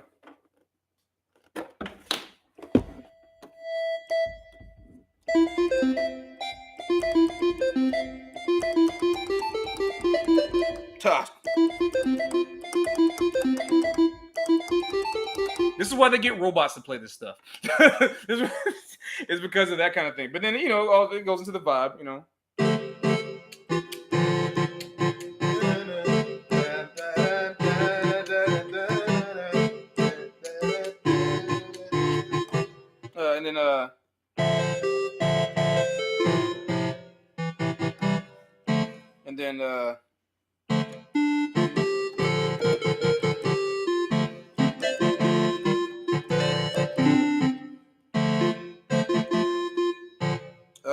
rest of it. I forgot. I haven't listened to that song in. He said, "Don't be listening." He said he don't be. Oh, me, yeah. I haven't listened to that song yet. Yeah, I mean, I haven't. Listen, bro. We live in a weird world. We live in a society.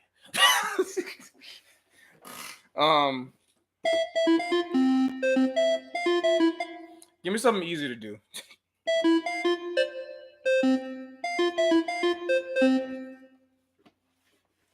What about some other? What about do you know I Still Love You? No, I do not. It's like fucking.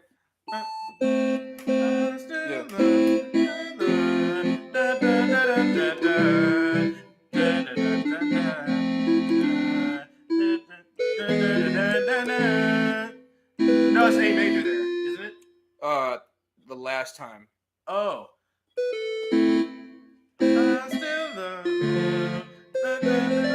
Yeah.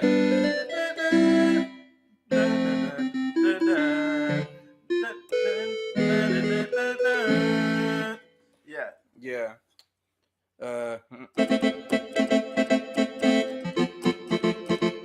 Wait,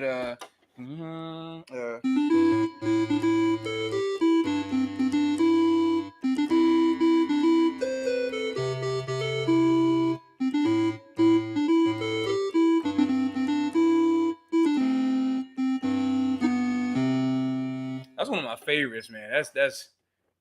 Oh, voice, man. I still have to figure out all the chords for that one. I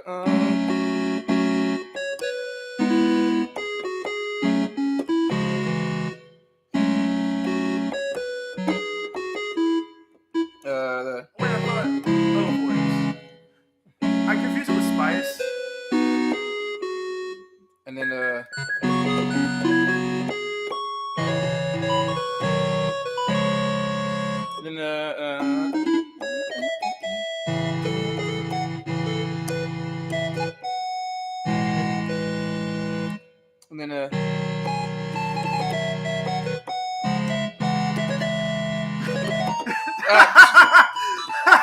Sorry, Tristan. Voice and Spice don't say.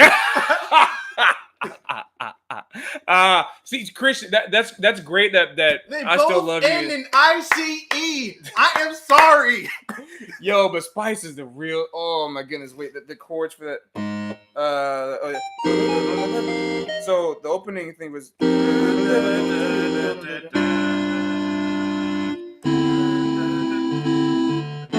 the opening. You're right. Yeah, exactly.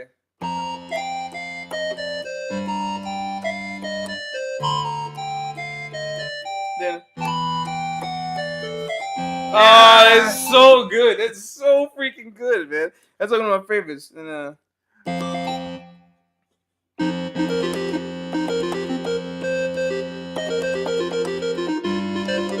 whatever that line is, but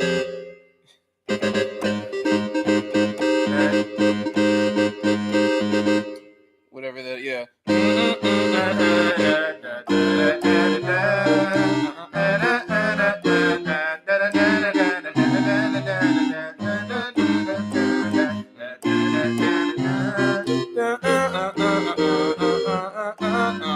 Then there's a random switch to Spice,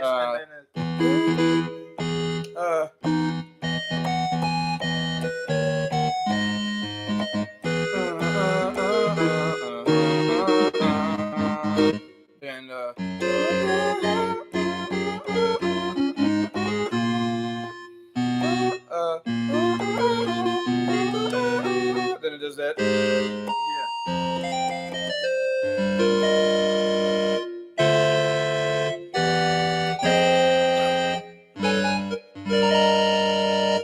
Whatever all that stuff is. We got glitter in the commercial few months before JP was even announced. Can you guys play your favorite OP or background game song? You want to go first? I gotta take my time and think a little bit. Like, no. Yeah. I want you to do it so I can take my time. That's a hard one. What's my favorite? What's my favorite one that I can play? My favorite. I mean, it's hard to say. There's so many incredible anime openings out there. That's my favorite. But go. trying to think about what it is.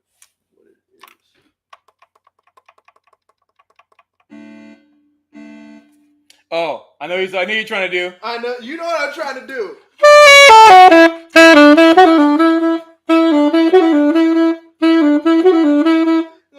You fucking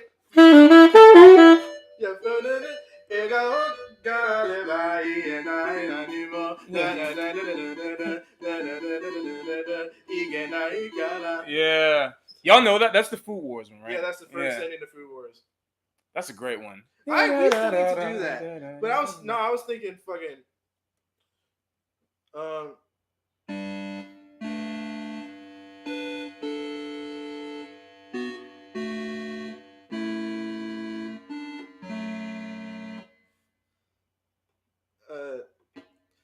those aren't the right chords though.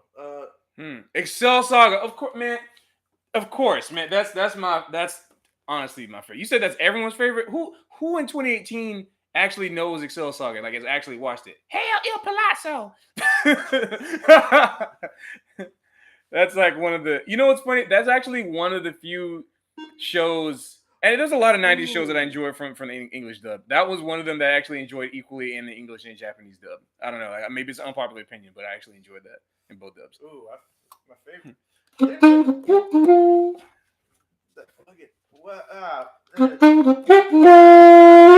Yeah.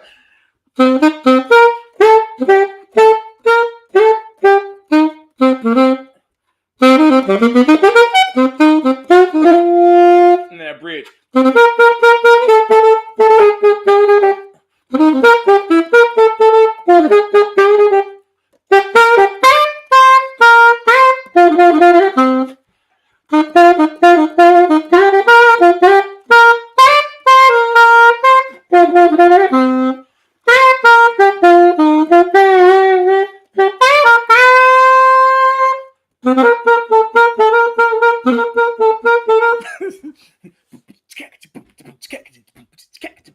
you know what's a favorite OP of mine? What? Well, I got a couple more. I don't know if you know this one.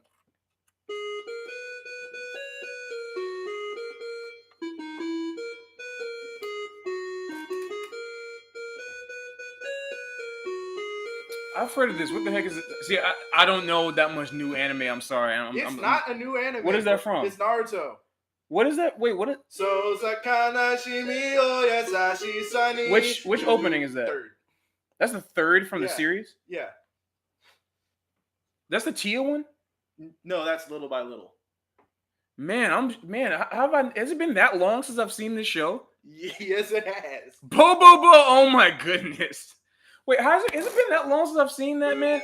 I don't think I've seen season 3 of Naruto since like 2006.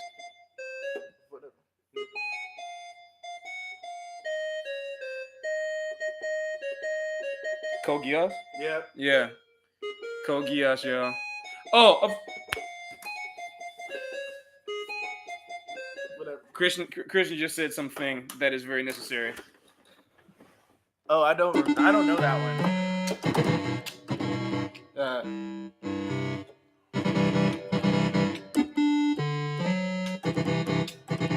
That's the jam. Wait, that was actually one of the things. Yeah, you're right on shooting star. Yeah.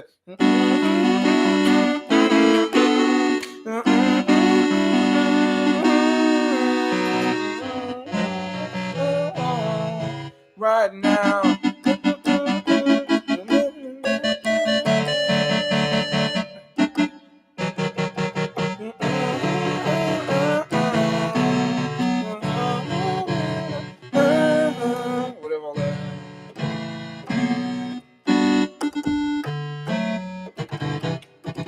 Well, I know which one you know now.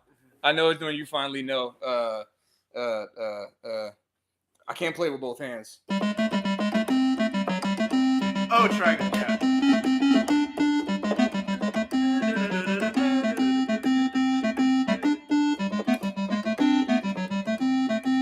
That's the jam right there. Oh, you know what? You know what one that we haven't played in a while? What? Fucking. Ta! I never really.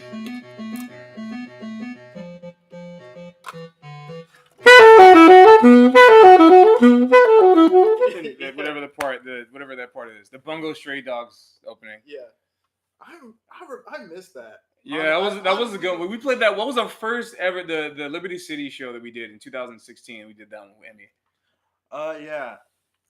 Yeah. See, I know. Speaking of which, Bungo Stray Dogs got renewed for a 3rd season, and I am happy. I gotta still watch the first one.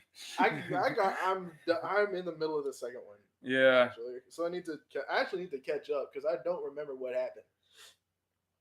Yeah. Oh, and also to answer your question, Christian, yeah, that I think it would work. I was thinking about that. Actually, I don't know if do y'all remember the band Elite Street Boys? You know, they played the song "You're the Only One for Me," prices like a PS3. You know that the 2008 like vibes.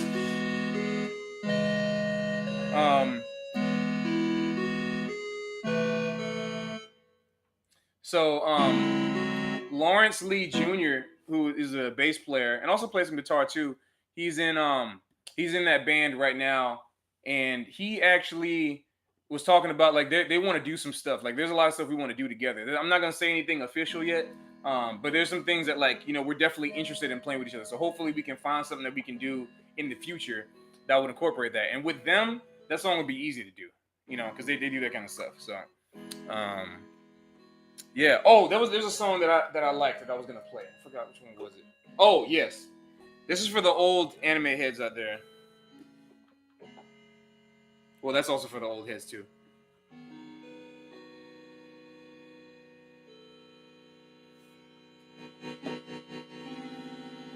Give me this thing. What are you doing? All right, so I want to see if I can play this.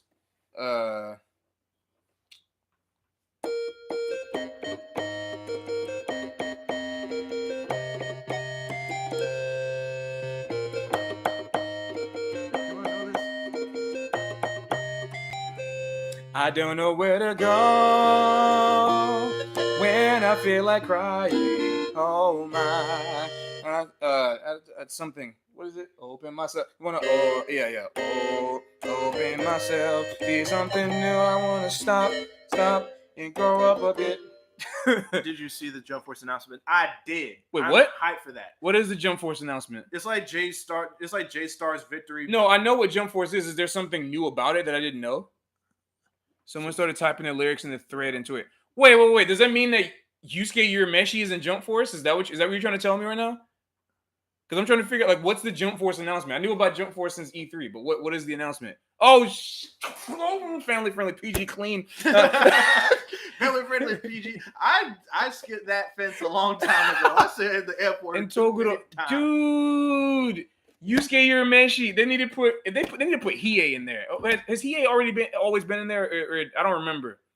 But they need to throw him in there because Hiei is the original Sasuke, and Sasuke needs his lesson. Yeah, PG clean. PG clean. Man, that's the jam. Ha. Well, I guess while we're here.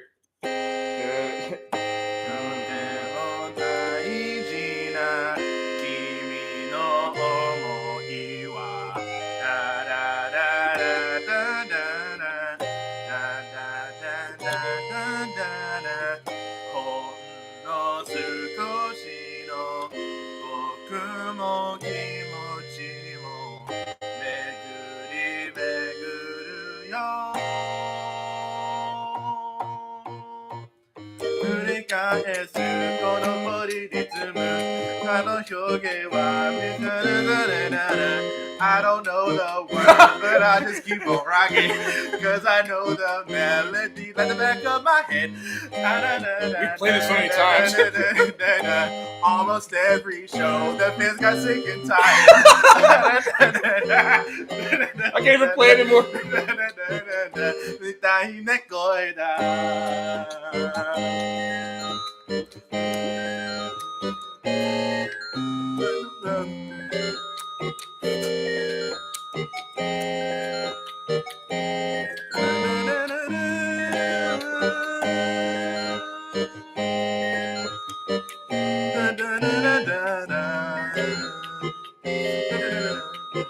Oh, fuck.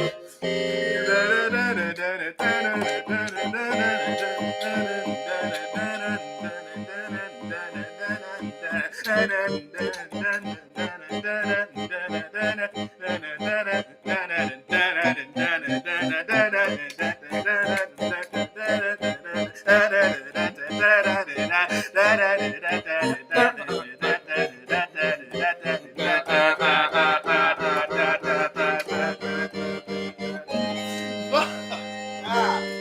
I said it again.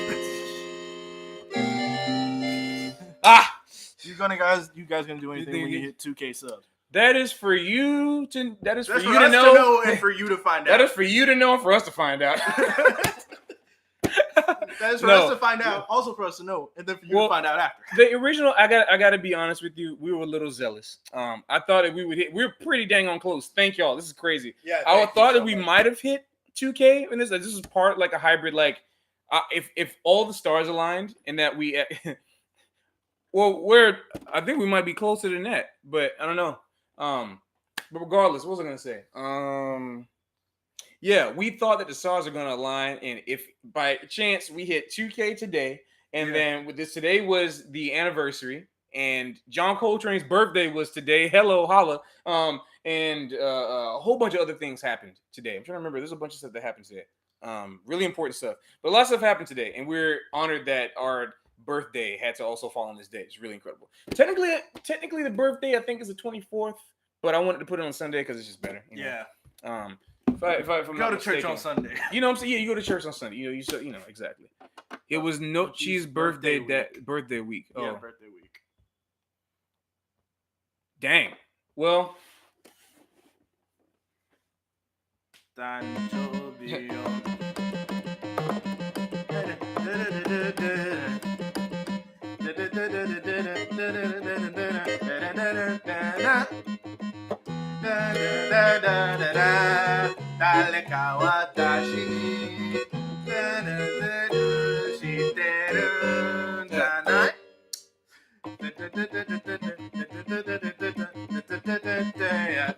No, that's a good time.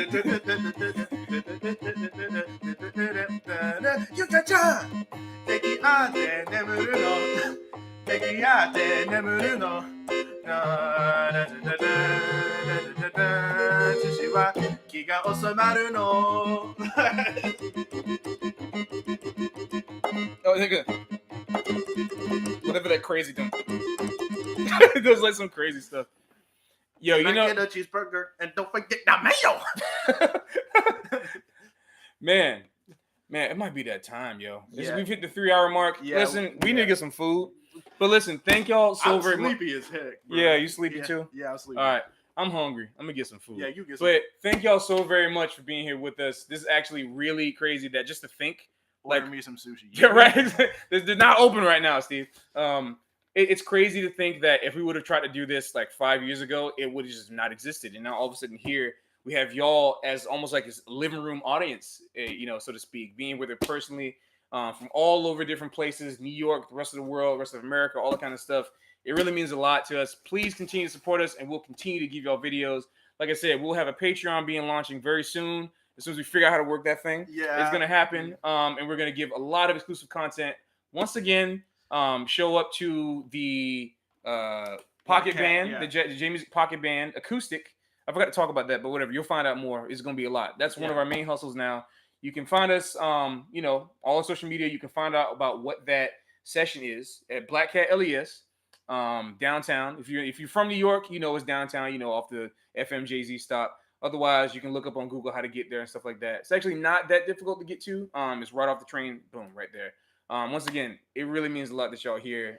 It's really not that often we get to spend this huge amount of time getting like personal and intimate with the people that really like that show an interest in us, and it's really a nice thing for us to be able to do this kind of thing and kind of give back in a sense, right? Like with the Q&A stuff and with exactly, because it's also helpful for us too, because it helps us realize, okay, let's take a step back for a second and look at how far we come instead of getting so stressed out on trying to do more things, which we are going to keep doing more things. But let's take it back. Like, you know what? We have done a lot of things and accomplished a lot.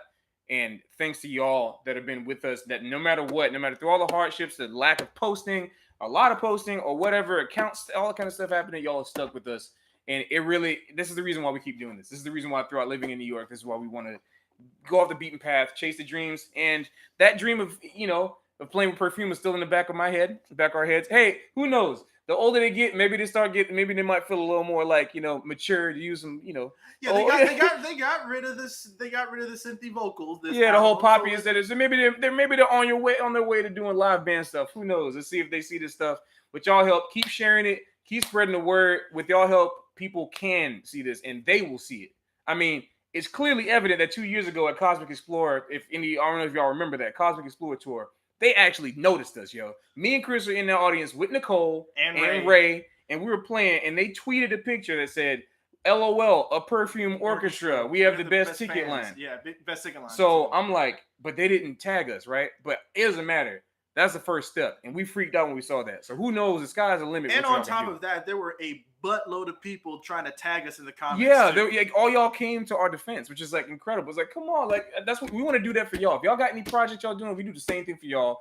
We'll put y'all on blast as much as we can, because y'all helping to put us on blast. This is really, really cool. And if you like this video, like tell us if you want us to do more live stuff like this, because it's actually really fun doing this kind of thing. It'll be hard to do 3-hour videos for like all the time. Yeah, granted, yeah. But we would love to keep doing this kind of thing, just getting to catch up with y'all at least maybe once a month or something. Whatever y'all want to do, just think about it and let us know if you want to do more of this stuff, because we love engaging with y'all as much as possible. Yeah, definitely. And all of those band nerds that like keep rocking, keep doing y'all, because y'all can do this. there is a possibility that you can absolutely do what you love, and you just all you have to do is just go for it. Yeah, seriously. Well, like I said, keep in touch with us. Our DMs are always open, all that kind of stuff, whatever. Even though we're not posting as much, as you notice, every time y'all send us a message, every time y'all send us a tweet, anything, we will like, comment, retweet, respond all the time. Even if we can't think of something to say like for our own thing, keep messaging us. We want to know more of what we can do to keep engaged with y'all and to keep this thing moving and keep the blood flowing through it. And if you don't know where we be on Twitter, we be on Facebook, we be on Instagram, we be on Tumblr, we be on Reddit, all at J Music Band. JMUSIC to the B to the AND, J Music Band. But again, with that, of course, I'm confused how you would find this video any other way, but some of y'all I know are tuning in from straight up YouTube too, which is great. But either way, thank y'all so much again. Smash that smash the like button. smash the like button, hit the subscribe button, click the bell to the right of the subscribe button to keep yourself updated. Help us get to 2K. Tell your 7 friends about it so we can get it. We're right there, so. And I keep on delaying my promise, because whenever I said we hit 1K subs, I would cosplay as Koro Sensei from Assassination Classroom. Well, see, now that we're gonna hit 2K at LCAC this year, and that did not happen. But if it gets to, how about this? If we get to 2,500, I'll do it. All right, you heard it here first, y'all. This is on the live stream. I will cosplay as Koro Sensei if we hit 2,500 subscribers. Hey, if y'all can get us, this is gonna be even more zealous. If y'all can get us to 4,000 subs by the end of this year, he's gonna do it at the next show. I'm gonna make that happen. And with the first show of 2019. And with that being said, y'all, thank y'all so much. Have a great night wherever you are. If it is morning, good morning. If it's afternoon, good afternoon. If it's evening, whatever, get yourself some dinner, get yourself some sleep, and be sure to throw us y'all tune recommendations and everything, show recommendations. What should we do? Yeah, we're always listening. Always listening. Always Once again, thank y'all so much. Bye, y'all. Bye.